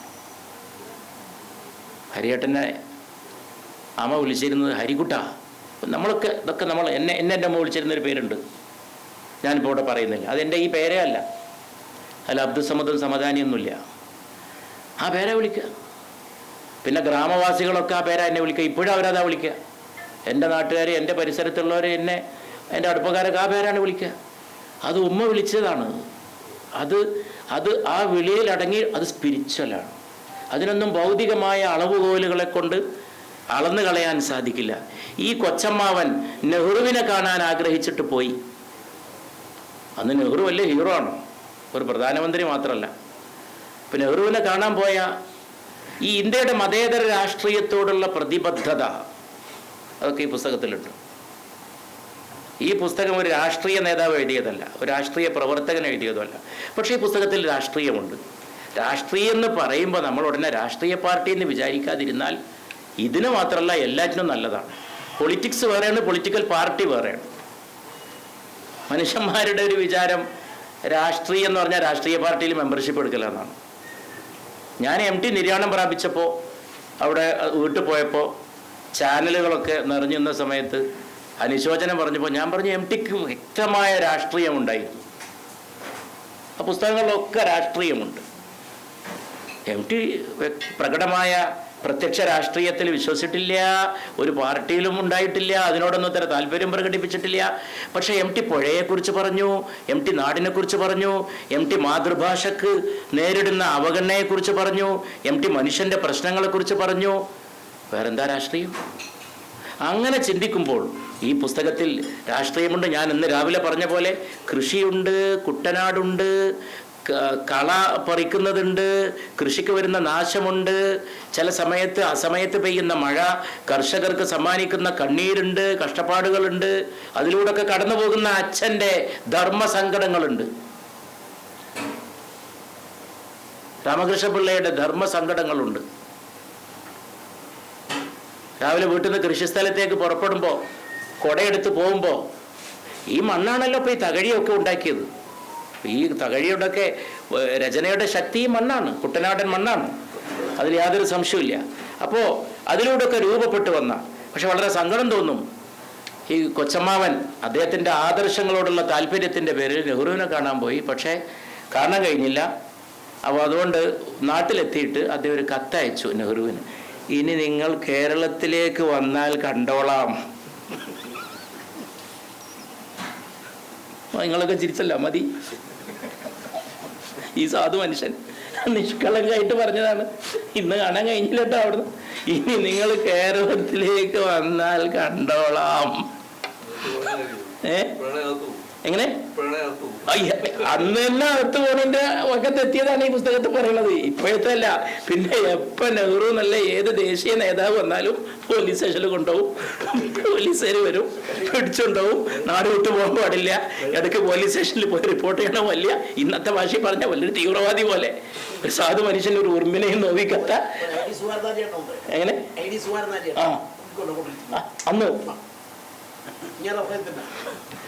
അവസാനം ആ ജീവിതകഥ അവസാനിക്കുന്നത്. ഇതൊക്കെ ഒരധ്യായത്തിലാണ് ഇതൊക്കെ ചുരുക്കി പറയണത്, ഒതുക്കി പറയണത്. അവസാനം അദ്ദേഹത്തിൻ്റെ ഒരു കത്ത് വരുന്നതാണ്. കുരുക്ഷേത്രയിൽ നിന്നാണ് കത്ത് വരുന്നത്. അദ്ദേഹം നിര്യാണം പ്രാപിച്ചു. ഒരു പോസ്റ്റ് കാർഡ്, ഇവിടുന്ന് പോയിട്ട് മരണപ്പെട്ടു. അത് ഒരു അധ്യായത്തിൽ ഇതൊക്കെ പറഞ്ഞു പോകും. ഒരുപാട് കഥകൾ ഈ പുസ്തകത്തിൽ നമുക്ക് വായിക്കാൻ സാധിക്കും. ഗാന്ധിജിയോടുള്ള കമ്പം, ഗാന്ധിജിയെക്കുറിച്ച് ആദ്യമായിട്ട് പ്രസംഗ മത്സരത്തിൽ പങ്കെടുക്കാൻ പോയപ്പോൾ വിഷയം ഗാന്ധിജിയാണ്. ഗാന്ധിജി അങ്ങനെയായിരുന്നു ഇങ്ങനെയായിരുന്നു ഒക്കെ പഠിച്ച് മനപ്പാടാക്കിയിട്ടാണ് പ്രസംഗ മത്സരത്തിന് പോയത്. പിന്നെ ഗ്രന്ഥകാരൻ നല്ലൊരു വാഗ്മി ആയി തീർന്നു എന്നുള്ളത് ഞാൻ പറയാതെ നിങ്ങൾക്കറിയാം. അദ്ദേഹം കുറച്ചൊക്കെ ഈ വ്യവസായത്തിൻ്റെ പണിയോടൊപ്പം നന്നായിട്ട് പ്രസംഗിക്കണം എന്നാണ്, എല്ലായിടത്തും പോയിട്ട് സംസാരിക്കണം എന്നാണ് എൻ്റെ ഒരു ആഗ്രഹം. കാരണം ഇതൊക്കെ ജനങ്ങളോട് പറയണം. സംസാരിക്കുന്നവരൊക്കെ സംസാരിക്കണം എന്നാണ് ഞാനിന്ന് ഉച്ചയ്ക്ക് ചില സുഹൃത്തുക്കളോട് പറയായിരുന്നു. ഇവിടെ ഈ ബഹളം വെക്കുന്നത് ധാരാളം ശബ്ദകോശങ്ങൾ നിറഞ്ഞുകൊണ്ടിരിക്കുന്നു. വൈരത്തിൻ്റെ വാക്ക് മഴ, സ്നേഹത്തെക്കുറിച്ച് സംസാരിക്കാൻ, നന്മയെക്കുറിച്ച് സംസാരിക്കാൻ, മനുഷ്യത്വം പറയാൻ, ആളുകളെ കൂട്ടിച്ചേർക്കാൻ, അതിനു വേണ്ടേ നല്ല വാക്കുകൾ മുഴങ്ങണം. അതുകൊണ്ട് സംസാരിക്കാൻ കഴിയുന്നവരൊക്കെ, പിന്നെ ദൈവം അത് കനപ്പെട്ട സാന്ദ്രമായ ശബ്ദവും അദ്ദേഹത്തിന് സമ്മാനിച്ചിട്ടുണ്ട്. അത് ഉപയോഗപ്പെടുത്തിക്കൊണ്ട് പരമാവധി സംസാരിക്കണം എന്നാണ് എൻ്റെ ഒരു ആഗ്രഹം. ഈ പ്രസംഗ മത്സരത്തിന് പോയിട്ട് ഗാന്ധിജി എന്നൊക്കെ പോയി പഠിച്ചിട്ട് പ്രസംഗിക്കാൻ പോയി നിന്നപ്പോൾ, കൊച്ചുകുട്ടിയല്ലേ, പഠിച്ചതൊക്കെ മറന്നു. അപ്പോൾ ഗാന്ധി ഗാന്ധി ഗാന്ധി ഗാന്ധി ഗാന്ധി എന്ന് പറഞ്ഞു. ബാക്കിയൊന്നും ഓർമ്മ വരാത്തതുകൊണ്ടാണ്, അല്ലാതെ ഗാന്ധി എന്ന് മന്ത്രിക്കാനുള്ള പൂതി കൊണ്ടല്ല. പക്ഷേ ഇത് വായിച്ചപ്പോൾ എനിക്ക് തോന്നിയത്, അതൊരു കുട്ടിക്ക് സംഭവിച്ച മറവി കൊണ്ട്, നിസ്സഹായത കൊണ്ട്, സഭാകമ്പം ഒക്കെ ബാധിച്ചിട്ടുണ്ടാവണം ആ പ്രായത്തിൽ. പക്ഷേ ഇന്ന് ഇന്ത്യ അതാണ് ചെയ്യേണ്ടതെന്നാണ് എൻ്റെ അഭിപ്രായം.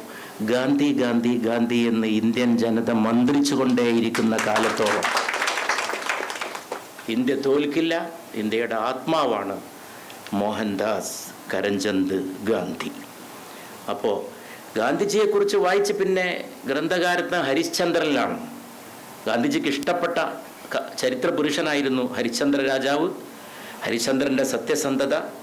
അപ്പോൾ അതുകൊണ്ട് ഹരിശ്ചന്ദ്രനെ അവതരിപ്പിച്ച തിക്കുറിശി സുകുമാരൻ നായരുടെ ചലച്ചിത്രത്തിൽ ആ പാട്ട്, ഈ തിലകം ചാർത്തി ചീകിയുമഴകായി പലനാൾ പോറ്റിയ പുണ്യശിരസേ, അതൊക്കെ ഈ പുസ്തകത്തിൽ ഉദ്ധരിക്കുന്നുണ്ട്. അത് ഹരിശ്ചന്ദ്രൻ്റെ സത്യസന്ധത അവതരിപ്പിക്കുന്ന കാര്യത്തിൽ. അങ്ങനെ ബാക്കി കാര്യങ്ങൾ ഞാൻ ഇവിടെ അച്ഛൻ്റെ അയ്യന്നെയൊക്കെ ഇവിടെ പരാമർശിച്ചു. അനന്തൻ നായർ, വക്കം അബ്ദുൽ ഖാദർ തൂക്കിലേറ്റപ്പെടുന്നതിൻ്റെ തലേന്ന് ബാപ്പാക്ക് അയച്ചൊരു കത്തുണ്ട്. ശ്രീ MP വീരേന്ദ്രകുമാർ, എനിക്ക് വളരെ പ്രിയപ്പെട്ട ബഹുമാനപ്പെട്ട ശ്രീ MP വീരേന്ദ്രകുമാർ, അദ്ദേഹം എത്രയോ സ്ഥലങ്ങളിൽ കേരളത്തിൽ ഒരു കാലത്ത് ചെയ്തത് അതെന്നോട് പറയായിരുന്നു. സമദാനി സാഹിബ്, ഞാൻ പോകുന്നിടത്തൊക്കെ വക്കം അബ്ദുൽ ഖാദറിൻ്റെ കത്ത് വായിക്കണം. അതിന്ന് വായിച്ചുകൊണ്ടിരിക്കണം. ബാപ്പ ഈ കത്ത് കിട്ടുന്ന സമയമാകുമ്പോഴേക്ക് ഒരു പക്ഷേ എന്നെ തൂക്കിലേറ്റി കാണും. ബാപ്പ വിഷമിക്കരുത്, ബാപ്പ സങ്കടപ്പെടരുത്. മകൻ രാജ്യത്തിന് വേണ്ടിയാണ് മരിച്ചതെന്ന അഭിമാനത്തോടെ ബാപ്പ ജീവിക്കണം. ഒരിക്കലും സങ്കടപ്പെടരുത്, ബാപ്പ കരയരുത്. ഹിന്ദുക്കളും മുസ്ലിങ്ങളും ഒക്കെ ഒന്നു ചേർന്ന് നേടിയതാണ് നമ്മുടെ സ്വാതന്ത്ര്യം. അതിവിടെ പുസ്തക പരിചയത്തിൽ വേണ്ടുവോളം പരാമർശിക്കപ്പെട്ടതുകൊണ്ട് ഞാൻ അതിലേക്ക് കടക്കുന്നില്ല. അയ്യന്നെ, അനന്തൻ നായർ, വക്കം അബ്ദുൽ ഖാദർ ഇവരെ താനൂരിൽ വെച്ചിട്ടാണ് പിടിക്കപ്പെടുന്നത്. താനൂർ പൊന്നാനി ലോക്സഭാ മണ്ഡലത്തിൻ്റെ പ്രധാനപ്പെട്ട കേന്ദ്രങ്ങളിൽപ്പെട്ടൊരു സ്ഥലമാണ്. എനിക്ക് ഒരുപാട് പ്രിയപ്പെട്ട സ്ഥലങ്ങളിൽ പെട്ടെന്നാണ് താനൂർ. അവിടെ വെച്ചിട്ടാണ് ഇതൊക്കെ ഈ പുസ്തകത്തിൽ പരാമർശിക്കുന്നുണ്ട്. പിന്നെ അമ്മ, ഞാനിവിടെ രേഖപ്പെടുത്തിയ വാചകമാണ്, അത് പുസ്തക പരിചയത്തിൽ വന്ന അമ്മ അഗ്നിയും അറിവും നിറവും ഭൂമിയും ആകാശവും കടലും കവിതയുമാണ്. അത് വേറെ എഴുതി വെച്ചാൽ അത് നല്ലൊരു കവിത പോലെ. അമ്മ അഗ്നിയും അറിവും നിറവും ഭൂമിയും ആകാശവും കടലും കവിതയുമാണ്. ഇങ്ങനെയുള്ള അതിമഹത്തായ വാചകങ്ങളൊക്കെ ഉണ്ട്, ഞാൻ ദീർഘിപ്പിക്കുന്നില്ല. പിന്നെ ഗ്രന്ഥകാരൻ്റെ സൗദിയിലേക്കുള്ള യാത്ര, പിന്നെ അതുപോലെ KLS മണി, മങ്കൊമ്പിൽ അദ്ദേഹം ചെലവഴിച്ച നാളുകൾ. മങ്കൊമ്പ് ഗോപാലകൃഷ്ണൻ എൻ്റെ വളരെ അടുത്ത ആളായിരുന്നു. അദ്ദേഹം അടുത്താണ് നിര്യാണം പ്രാപിച്ചത്, 2 മാസം ആകുന്നേ ഉള്ളൂ. അദ്ദേഹത്തിൻ്റെ ഒരു കാവ്യസമാഹാരത്തിനൊരു അവതാരിക എഴുതാൻ അദ്ദേഹം എന്നോട് ഇങ്ങനെ പറഞ്ഞുകൊണ്ടിരിക്കുന്നതിൻ്റെ ഇടയിലാണ് കവി എത്രയോ ഗാനങ്ങൾ എഴുതിയ അതിമനോഹരമായ ഗാനങ്ങൾ. മങ്കൊമ്പ് തന്നെയാണ് നെടുമുടി വേണുവിൻ്റെയും സ്ഥലമൊക്കെ അതിൻ്റെ അടുത്താണ്. ഞാനൊരിക്കൽ ഇന്നസെൻറ്റിൻ്റെ കൂടെ ആ വഴിക്കൊക്കെ പോകാൻ കാരണം ഈ കുട്ടനാട് പ്രദേശത്തിൻ്റെ ചില ഭാഗത്ത് ക്യാൻസർ പടർന്നു പിടിക്കുന്നു എന്ന് കണ്ടിട്ട് അതിനെതിരെയുള്ള ഒരു ബോധവൽക്കരണം, ഒരു ചികിത്സ ഒക്കെ കൂടിയായിട്ടാണ് പോയത്. ഇന്ന് കുറേ സമയം ആ ഭാഗങ്ങളിലൊക്കെ ചുറ്റി സഞ്ചരിച്ച് ഞാൻ ഓർക്കതൊക്കെ നിങ്ങളുടെ നാടിൻ്റെ പരിസരങ്ങളാണ്. ഇവിടെയൊക്കെ കലയുണ്ട്, കവിതയുണ്ട്, സംസ്കാരമുണ്ട്, എല്ലാം നിറഞ്ഞ മണ്ണാണ്. അതെല്ലാം ഈ പുസ്തകത്തിൽ കടന്നു വരുന്നുണ്ട്. അതേമാതിരി നമ്മുടെ ബഹുമാനപ്പെട്ട മസ്ജിദിലെ ഉസ്താദിനെ പറ്റി ഇവിടെ പറയണ്ടായി. അദ്ദേഹത്തിന് ദേശചരിത്രമുണ്ട് ഈ പുസ്തകത്തിൽ. ദേശചരിത്രം, ലോക്കൽ ഹിസ്റ്ററി, ഓരോ പ്രദേശങ്ങളുടെ ദേശചരിത്രം. പിന്നെ ഇത്രയൊക്കെ ആയ സ്ഥിതിക്ക് കേൾക്കുന്നവർക്ക് തോന്നും ഇതിൽ ഗ്രന്ഥകാരൻ്റെ പ്രണയമൊന്നുമില്ലേ എന്ന്. അതുമുണ്ട് ഈ പുസ്തകത്തിൽ. അപ്പോൾ ആ പ്രണയമാണ് നാട് വിടാൻ കാരണമായത് എന്നുള്ളതാണ് അതിൻ്റെ ഒരു രസച്ചരട്. അത് നന്നായി എന്നാണ് എൻ്റെ അഭിപ്രായം. അതുകൊണ്ടാണല്ലോ അതൊക്കെ ഉണ്ടായത്. ഹരിയേറ്റം നാട് വിട്ടു പോയതുകൊണ്ടാണ്. സത്യം നമ്മൾ അംഗീകരിക്കണമല്ലോ യാഥാർത്ഥ്യം. അദ്ദേഹത്തിൻ്റെ ഈ ജീവിതമൊക്കെ കെട്ടിപ്പടുക്കുന്നത് UAE, ആദ്യം സൗദിയിൽ ജോലി ചെയ്ത് പിന്നെ UAEയിൽ അദ്ദേഹം കെട്ടിപ്പടുത്ത വ്യവസായ സാമ്രാജ്യമാണ്. അപ്പോൾ അതിൽ ഒരു പെൺകുട്ടിയെ കണ്ടുമുട്ടുന്നു. അവളുടെ ഇരു കണ്ണുകൾ, അതിൻ്റെ മിന്നലാട്ടങ്ങൾ, ചാഞ്ചാട്ടങ്ങൾ, വളരെ വിശുദ്ധമായി ദൂരെ നിന്ന് നോക്കുക മാത്രം ചെയ്യുന്ന ഒരു വിശുദ്ധമായ പ്രണയം. ഒരിക്കലും അടുക്കാനോ ഒന്നും സാധിക്കാതെ അത് നന്നായി. അങ്ങനെ പക്ഷെ അതിലൊരു വാചകമുണ്ട്, യുക്തിയെയും ദൂരത്തെയും ധിക്കരിക്കുന്ന ഒരു അദൃശ്യ നൂലുകൊണ്ട് ബന്ധിക്കപ്പെട്ട 2 ആത്മാക്കളായിരുന്നു ഞങ്ങൾ. ഇതുവരെയുള്ള വലിയ തത്വമൊക്കെ പറഞ്ഞിട്ട് ഞാൻ ഒന്നുകൂടി വായിക്കാം, നമുക്ക് രസമായിട്ട് ആസ്വദിക്കാം. അതിൻ്റെ അർത്ഥമൊക്കെ വെച്ച് ചിന്തിച്ച് നോക്കണം കേട്ടോ. യുക്തിയെയും ഇത്ര ദൂരമുണ്ട് ഞങ്ങൾക്കിടയിൽ. യുക്തിയെയും ദൂരത്തെയും ധിക്കരിക്കുന്ന ഒരദൃശ്യ നൂലുകൊണ്ട് ബന്ധിക്കപ്പെട്ട 2 എന്ത് പറഞ്ഞിട്ട് എന്താ കാര്യം? പെണ്ണിൻ്റെ ആങ്ങളെ ഇടപെട്ടതോടുകൂടി ആ കിടക്കണം, വലിയ കലാപായി. പക്ഷെ നിഷ്കളങ്കനായ ഒരു യുവാവിൻ്റെ, ഒരു കൗമാരപ്രായക്കാരൻ്റെ ഉത്കണ്ഠയാണ് അവിടെയും നമ്മളെ പ്രയാസപ്പെടുന്നത്. അയ്യേ, അത് ആൾക്കാർക്ക് എന്നെ പറ്റി എന്താ തോന്നുന്നത്? ഒന്നും ഉണ്ടായിട്ടില്ല. ആ പെൺകുട്ടി ഇങ്ങോട്ട് ക്ഷണിച്ചതാണ്. ആ പെൺകുട്ടിയുടെ ഭാഗത്തു നിന്നുണ്ടായ ക്ഷണമാണ്, അവളുടെ പ്രേരണകളാണ് അതിലേക്ക് നയിച്ചത്. എന്നിട്ടും ആങ്ങളെ മറ്റു രീതിയിൽ, പക്ഷെ ആങ്ങളെ മനസ്സിലായി, നാട്ടുകാരിടപെട്ടു, നാട്ടുകാർ ആങ്ങളെ പറഞ്ഞ് മനസ്സിലാക്കി കൊടുത്തു, നിന്റെ പെങ്ങളാണ് ഇതിന് ഉത്തരവാദി. എന്നിട്ട് പോലും കളങ്കരഹിതമായ ഒരു മനസ്സ് അവിടെ ചിന്തിച്ചത്, അയ്യേ നാട്ടുകാർക്ക് ഇനി എന്ത് തോന്നും, വിഷമായി, മോശമായി. അതാണ് അദ്ദേഹത്തിൻ്റെ പ്രവാസ ജീവിതത്തിലേക്ക് എന്നാ പിന്നെ നാടുവിടുക എന്നിടത്തെത്തിയത്. ഒളിച്ചോടാൻ ഏതായാലും പറ്റിയില്ല, അതിലേക്കൊന്നും എത്തിയില്ല. പക്ഷേ അദ്ദേഹത്തെ പോലെ ഒരാൾക്ക് ഇങ്ങനെയുള്ള പ്രണയത്തോട് ബന്ധപ്പെട്ട് പോകാൻ സാധിക്കില്ല. കാരണം അദ്ദേഹത്തിൻ്റെ സ്നേഹം വിശ്വസ്നേഹമാണ്, അദ്ദേഹത്തിൻ്റെ സ്നേഹം മനുഷ്യസ്നേഹമാണ്. അത് ഓരോ പുൽക്കൊടിയോടും ബന്ധപ്പെട്ടതാണ്. അതിന് സ്ത്രീ പുരുഷ വ്യത്യാസങ്ങളില്ല, അതിന് ജാതി മത ഭേദങ്ങളില്ല. മാവുങ്കൽ മുസ്ലിയാർ, അദ്ദേഹത്തിൻ്റെ മകൻ നൂറ്, ആണോ ഇത് നൂറ്? നിങ്ങളിവിടെ ഉണ്ടെന്ന് ഞാൻ അറിയില്ലായിരുന്നു. ഞാൻ MT വാസുദേവൻ നായർ നിര്യാണം പ്രാപിച്ചിട്ട് അദ്ദേഹത്തിൻ്റെ വീട്ടുമുറ്റത്ത്, അദ്ദേഹത്തിൻ്റെ നാട്ടിൽ അനുസ്മരണ സമ്മേളനത്തിന് പോയപ്പോൾ ഞാൻ നേരത്തെ ആമിനുമ്മയുടെ കഥ പറഞ്ഞു, രാധാകൃഷ്ണേട്ടാ അവിടെ പൂർത്തിയാക്കിയില്ല. രാവിലെ വീട്ടിലേക്ക് എല്ലാവരും വന്നു. പ്രളയം ഉണ്ടായ സമയത്ത് എല്ലാവരും, MTയുടെ അമ്മ ഉള്ള സ്ഥലത്ത് എല്ലാവരെയും കടത്തി. ആമിനുമ്മയും കുട്ടികളും വന്നു, കിടത്താനൊരു സ്ഥലമില്ല. MTയുടെ അമ്മ ചോദിച്ചു, ആമിനുവിനെ എവിടെ കിടത്തുക? അപ്പോൾ വീട്ടിലെ പണിക്കാർ പറഞ്ഞു, ജോലിക്കാർ പറഞ്ഞു, എല്ലാ സ്ഥലത്തും ആൾ നിറഞ്ഞു, ഇനി ഭഗവതിയെ കുടി വെച്ച മച്ച് മാത്രമേ ബാക്കിയുള്ളൂ. ഇതൊക്കെ എല്ലാവരും കേൾക്കേണ്ടതും അറിയേണ്ടതുമാണ്. അപ്പോൾ MTയുടെ അമ്മ പറഞ്ഞു, എന്നാൽ പിന്നെ ആമിനുവിനെ ഭഗവതിയെ കുടി വെച്ച മച്ച് തന്നെ കിടത്തുക. ആ അമ്മയുടെ മകനാണ് MT വാസുദേവൻ നായർ. അപ്പം ഞാൻ ഒരത്ഭുതം, ഇത് ഞാൻ സംസാരിച്ചുകൊണ്ടിരിക്കുകയായിരുന്നു. എൻ്റെ നിയോജക മണ്ഡലത്തിൻ്റെ കേന്ദ്രമാണ് ഈ ആനക്കര. ആ ആനക്കരയാണ് ഈ ക്യാപ്റ്റൻ ലക്ഷ്മിയുടെ വീട്. അതിൻ്റെ അപ്പുറത്താണ് കൂടല്ലൂർ ഗ്രാമം. അവിടെയാണ് MTയുടെ, അതാണ് MT പറയുന്ന തൻ്റെ ഗ്രാമം. MTയുടെ കഥകളിലൊക്കെ താണിക്കുന്ന്, അതവിടെയാണ്. താണിക്കുന്നിലൊരു പൂമരം, താഴെയും പൂക്കൾ മുകളിലും പൂക്കൾ എന്നൊക്കെ MT പറയുന്ന അവിടെയാണ്.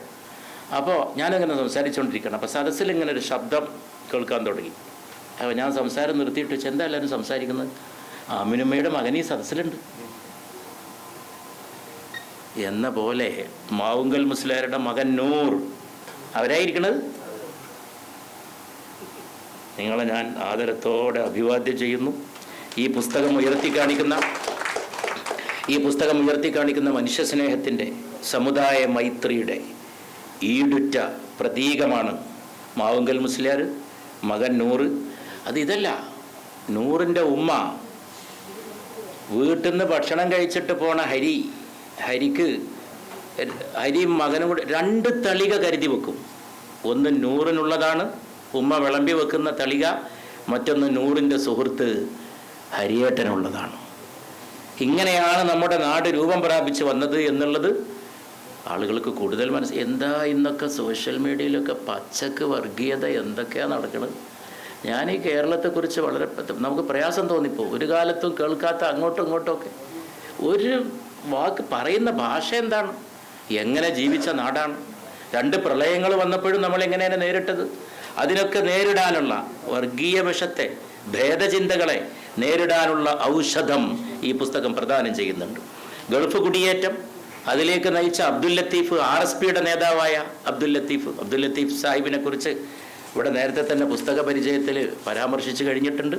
ഒക്കെ ഈ പുസ്തകം, പ്രവാസം, അലൂമിനിയം വ്യവസായം, അങ്ങനെ തൻ്റെ സഹധർമ്മിണിയെക്കുറിച്ച് ഞാൻ നേരത്തെ പറഞ്ഞു. കല സ്നേഹത്തിൻ്റെയും ശക്തിയുടെയും കൃപയുടെയും പ്രതിരൂപമാണെന്ന് പിന്നീട് ഞാൻ ഗ്രഹിക്കുകയായിരുന്നു. UAE നാട്, ഭാരതമാണ് എൻ്റെ പ്രിയപ്പെട്ട രാജ്യം. ഇവിടെയും ഇന്നും ആ വാക്കുകൾ നാം ഗ്രന്ഥകാരൻ്റെ ചുണ്ടുകളിൽ നിന്ന് കേട്ടു. അതോടൊപ്പം തനിക്ക് ഉപജീവനം നൽകിയ, തൻ്റെ നാട്ടുകാർക്കും ജീവിതത്തിന് വഴിയൊരുക്കി കൊടുത്ത, പ്രവാസ ജീവിതത്തിൽ ആതിഥ്യമരുളിയ രാജ്യത്തോടുള്ള ബഹുമാനം ഇവിടെ പറഞ്ഞു കഴിഞ്ഞു. ഏത് സമയത്തും സ്ത്രീ സുരക്ഷിതമായി നടക്കാൻ കഴിയുന്ന നാട്, അതുപോലെ പെൺകരുത്ത്, ലിംഗസമത്വം, ഇതിലെ ചില അധ്യായങ്ങളുടെ തലവാചകം വായിച്ചുകൊണ്ട് ഞാൻ അവസാനിപ്പിക്കുകയാണ്. സ്ത്രീ അബലയല്ല, സ്ത്രീ അബലയോ. മറ്റൊന്ന്, സർവം ദൈവസമക്ഷം, ഒന്ന് ഉറപ്പുവരുത്തണം. ഈശാവാസ്യമിതം സർവം, മരണത്തിൻ്റെ വ്യാകരണം. ഇങ്ങനെയുള്ള ശീർഷകങ്ങളൊക്കെ ഈ പുസ്തകത്തിലുണ്ട്. ഈ പുസ്തകം കൂടുതൽ വായിക്കപ്പെടട്ടെ. ഇത് നമ്മെ വൈകാരികമായ സംസ്കരണത്തിലേക്ക് നയിക്കട്ടെ. ഉദാത്തമായ പുസ്തകങ്ങൾ ഇറങ്ങട്ടെ. അതോടൊപ്പം ഞാനിവിടെ വന്ന് നിൽക്കുന്നതും ഞാനിവിടെ പറയാൻ ആഗ്രഹിക്കുന്നതും ഹരിയേട്ടൻ ഹരീന്ദ്രനാഥ് എന്ന എഴുത്തുകാരൻ ഇനിയും പുസ്തകങ്ങൾ എഴുതട്ടെ, എഴുതിക്കൊണ്ടേയിരിക്കട്ടെ. അതിനായിരിക്കട്ടെ ഈ ചടങ്ങ്. ധാരാളമായിട്ട് എഴുതട്ടെ. ഈ പുസ്തകത്തിൻ്റെ മറ്റൊരു പ്രത്യേകത, ഈ അവസാനമായിട്ട് എനിക്ക് പറയും, പുസ്തകത്തിന് സാന്ത്വനം നൽകാനുള്ള കഴിവുണ്ട്. സങ്കടപ്പെടുത്തുക മാത്രമല്ല, സങ്കടപ്പെടുത്തുന്നതല്ല, അത് പ്രേരിപ്പിക്കാനാണ്. സാന്ത്വനം, വിഷമിക്കുന്നവർക്ക് സാന്ത്വനം. അങ്ങനെ സാഹിത്യം തന്നെ ഉണ്ട്, സാന്ത്വന സാഹിത്യം, കൺസൊലേഷൻ. ഒരു പുസ്തകം വായിച്ചാൽ മനസ്സിനൊരു ആശ്വാസം, ഒരാലംബം. ചിലതൊക്കെ വായിച്ചാൽ മനുഷ്യൻ്റെ മനസ്സ് ആയുധപുരയാകും, വൈരം നിറഞ്ഞു പോകും. വിദ്വേഷം നിറയുന്ന പുസ്തകങ്ങൾ, വിദ്വേഷം നിറയുന്ന സോഷ്യൽ മീഡിയ പരിപാടികൾ. അതിനൊക്കെ പകരം സ്നേഹത്തിൻ്റെ മന്ത്രം, ആ സ്നേഹത്തിൻ്റെ മന്ത്രം എന്നുമെന്നും എവിടെയും പ്രതിധ്വനിച്ചു കൊണ്ടിരിക്കട്ടെ. ഈ പുസ്തകത്തിൻ്റെ തന്നെ 2ാം ഭാഗം എത്രയും പെട്ടെന്ന് ഗ്രന്ഥകാരൻ എഴുതണമെന്ന് ആവശ്യപ്പെട്ടുകൊണ്ടാണ്, സ്നേഹപൂർവ്വം നിർദ്ദേശിച്ചുകൊണ്ടാണ് അദ്ദേഹം അത് എഴുതി തുടങ്ങിയിട്ടുണ്ട് എന്നാണ് ഞാൻ മനസ്സിലാക്കുന്നത്. ഞാൻ എൻ്റെ വാക്കുകൾ അവസാനിപ്പിക്കുന്നത്. അതോടൊപ്പം ഈ പുസ്തകത്തെക്കുറിച്ച് ചർച്ചകൾ നടക്കട്ടെ. കുടുംബവേദി പോലുള്ള സംഘടനകൾ കൂടട്ടെ, ഒന്നിച്ചിരിക്കട്ടെ. അതിന് വലിയ സംഗതിയൊന്നും വേണ്ട. എവിടെയെങ്കിലും ആൽമരത്തിൻ്റെ ചുവട്ടിൽ, എവിടെയെങ്കിലും ഒരു മുറ്റത്ത്, ഒരു സ്കൂൾ മുറ്റത്ത്, ഒരുപാട് വലിയ ആൾക്കൂട്ടങ്ങളൊന്നും വേണ്ട. 10 ആൾ മതി, 5 or 6 ആൾ മതി. ഒന്നിച്ചിരിക്കട്ടെ, വീട്ടിനകത്തിരുന്ന് ചർച്ച ചെയ്യട്ടെ. അങ്ങനെ ഈ പുസ്തകത്തിൻ്റെ സന്ദേശം അമ്പലപ്പുഴ നമ്മുടെ സംസ്കാരത്തിന് നൽകിയ മഹിത സംഭാവനകളുണ്ട്. ആ മഹിത സംഭാവനയുടെ കൂട്ടത്തിൽ ആധുനിക കാലത്ത് അമൂല്യമായൊരു സംഭാവനയായി ഹരികഥ ഇനിയും നിലനിൽക്കും. അങ്ങനെ തന്നെ അത് അംഗീകരിക്കപ്പെട്ടിരിക്കുന്നു. ആ രീതിയിൽ തന്നെ അത് കൂടുതൽ അതിൽ പ്രകാശം പ്രസരിക്കട്ടെ എന്ന് ആശംസിച്ചുകൊണ്ട് ഇത്രയും ക്ഷമയോടെ ഇത്രയും സമയം എൻ്റെ വാക്കുകൾ കേട്ടിരുന്ന എൻ്റെ ബഹുമാനപ്പെട്ട സഹോദരങ്ങൾക്ക് അഭിവാദ്യം അർപ്പിച്ചുകൊണ്ട് ഈ പുസ്തകത്തെപ്പറ്റി പറയാനും അതിൻ്റെ ചർച്ചയിൽ പങ്കെടുക്കാനും എനിക്കും അവസരമുണ്ടായി. അത് നമ്മൾ തീരെ ചിന്തിക്കാത്ത കാര്യമാണ്. മനുഷ്യ മനസ്സുകളെ, ആളുകളെ കൂട്ടിച്ചേർക്കുന്നത്, ആത്മാവുകളെ കൂട്ടിച്ചേർക്കുന്നത് ദൈവമാണ്. നമുക്കൊന്നും അറിഞ്ഞൂടാ. നമ്മൾ പൂന്താനം പറഞ്ഞത് വളരെ ശരിയാണ്. കൂടിയല്ല പിറക്കുന്ന നേരത്ത്, കൂടിയല്ല മരിക്കുന്ന നേരത്ത്, ഒന്നിച്ചല്ല നമ്മൾ ഈ ഭൂമിയിലേക്ക് വന്നത്, ഒന്നിച്ചല്ല തിരിച്ചു പോണതും. ഇടയ്ക്ക് കണ്ടുമുട്ടിയതാണ്. ആ ഇടയ്ക്ക് കണ്ടുമുട്ടുമ്പോൾ ചിലർക്കിടയിൽ ചില പ്രത്യേകമായ ആകർഷണ വലയങ്ങൾ ഉണ്ടായിത്തീരും. അത് സ്വാഭാവികമാണ്. അത് എന്തായാലും വളരെ പ്രയാസപ്പെട്ട ഒരു കാലത്ത് നമുക്ക് പ്രത്യാശ നൽകുന്ന പുസ്തകമാണ്. അച്ഛനമ്മമാരുടെ വിലയിടിയുന്ന കാലം, വീടുകൾക്കകത്ത് കൊലപാതകങ്ങൾ നടക്കുന്ന കാലം, നിറഞ്ഞ് മക്കൾ കത്തി വാങ്ങിയിട്ട് മൂർച്ചയുണ്ടോ എന്ന് പരിശോധിക്കുന്നത് മരം വെട്ടാനല്ല, പച്ചക്കറി മുറിക്കാനല്ല, സ്വന്തം അമ്മയുടെ കണ്ഠത്തിൽ കത്തി ഇറക്കാനാണ്. അങ്ങനെ ഒരു കാലം വന്നിരിക്കുന്നു എന്നുള്ളത് തിരിച്ചറിയാൻ ഇനി വൈകൂടാ. അതിനെ മയക്കുമരുന്നെന്ന് മാത്രം പറഞ്ഞിട്ട് മാറ്റി നിർത്തിയാൽ പോരാ. മയക്കുമരുന്ന് കൊണ്ട് എന്തോ സംഭവിക്കുന്നു, അങ്ങനെയൊന്നുമല്ല. ആശയപരമായിട്ട് തന്നെ ഒരു വലിയ കൂലം കുത്തിവഴിക്ക് വരാൻ പോകുന്നുണ്ട്. പ്രിയപ്പെട്ടവരെ, അത് നമുക്ക് തിരിച്ചറിയാൻ സാധിക്കണം. അതിന് സാധിക്കട്ടെ. എല്ലാം നശിക്കുന്നതിന് മുമ്പ് ചില ഓർമ്മപ്പെടുത്തലുകൾ വേണ്ടിവരും. സ്നേഹത്തിൻ്റെ ചില ഓർമ്മപ്പെടുത്തലുകൾ വേണ്ടിവരും. നമുക്ക് ഒന്നിച്ച് നിൽക്കാൻ സാധിക്കണം. ഒന്നിച്ചൊരുപാട് കാര്യങ്ങൾ നമുക്ക് ചെയ്യാനുണ്ട്. ഇതിന് മതം തടസ്സമല്ല, മതം അതിന് പ്രേരിപ്പിക്കുകയാണ്. രാഷ്ട്രീയം തടസ്സമല്ല, രാഷ്ട്രീയം അതിന് പൂരകമാണ്. എല്ലാവരും കൂടി ചേർന്നുകൊണ്ടൊരു സ്നേഹത്തിൻ്റെ വേദിക പണിതുയർത്തണം. ഗ്രാമങ്ങൾ തൊട്ട് തുടങ്ങണം, കുടുംബങ്ങൾ തൊട്ട് തുടങ്ങണം. കുടുംബങ്ങളിലാണ് അരാജകത്വത്തിൻ്റെ വിത്ത് പതക്കുന്നത്. അടുത്ത കാലത്ത് ഒരു മലയാളി പ്രസംഗിച്ചത്, ഇവിടെ അമ്മമാർ പെങ്ങന്മാരൊക്കെ ഉണ്ട്, അവരുണ്ട് എന്നുള്ളത് അറിയാതെ ഞാൻ കണ്ണ് ചിമ്മിയിട്ടേ പറയുള്ളൂ. ഈ കുട്ടികളിങ്ങനെ നാശാവുന്നത് മാതാപിതാക്കളൊക്കെ ഇങ്ങനെ ഓരോന്ന് മറച്ചു കെട്ടിയതുകൊണ്ടാണ്. അതുകൊണ്ട് വീടകങ്ങളിലും കുട്ടികളുടെ മുമ്പിലെങ്കിലും മാതാപിതാക്കൾ നഗ്നരാകാൻ ശീലിക്കണം. കേരളത്തിലെ വിദ്യാഭ്യാസ വിചക്ഷണൻ്റെ പ്രസംഗമാണ്. അയാൾക്ക് വേണമെങ്കിൽ ആവാം, മൃഗങ്ങളെ പോലെ. ഇതൊക്കെയാണ് വലിയ പുരോഗമനം. പിന്നെ ധിക്കരിക്കുക. അമ്മയെ കൊന്നവൻ പ്രസവത്തിനും ഗർഭത്തിനുള്ളത് ഞാൻ അവൾക്ക് കൊടുത്തിരിക്കുന്നു എന്ന് പറയാം. എങ്ങോട്ടാണ് നാട് പോകുന്നത് എന്ന് വളരെ ഗൗരവത്തോടെ ചിന്തിച്ച് വിഷമിച്ചിരിക്കുന്നവരിൽപ്പെട്ട ഒരാളാണ് ഞാൻ. നിങ്ങളും അങ്ങനെ ആയിരിക്കും. അവിടെയാണ് നമുക്ക് ആശ്വാസം പോലെ അച്ഛൻ എന്ന ഓർമ്മപ്പെടുത്തൽ, അതുമല്ലെങ്കിൽ അച്ഛൻ പിതാക്കൾ അവരുടെ കാൽപ്പാടുകൾ, ആ കാൽപ്പാടുകൾ നമുക്ക് നിസ്സാരമല്ല എന്ന് ഓർമ്മിപ്പിച്ചുകൊണ്ടുള്ള ആശയപ്രകാശനങ്ങൾ നടക്കണം. ആ അർത്ഥത്തിൽ ഈ പുസ്തകം ശക്തിയുള്ള പുസ്തകമാണ്. പുസ്തകം കയ്യിലേന്തുക എന്ന് പറഞ്ഞവരുണ്ട്. പുസ്തകം കയ്യിലേന്തുക വലിയൊരു അതാണ് വിപ്ലവം, അതാണ് സമരം. വിശക്കുന്ന മനുഷ്യ പുസ്തകം കയ്യിലേന്തുക എന്ന് പറഞ്ഞവർ വരെയുണ്ട്. വിശപ്പിനെ പുസ്തകം അകറ്റുമോ?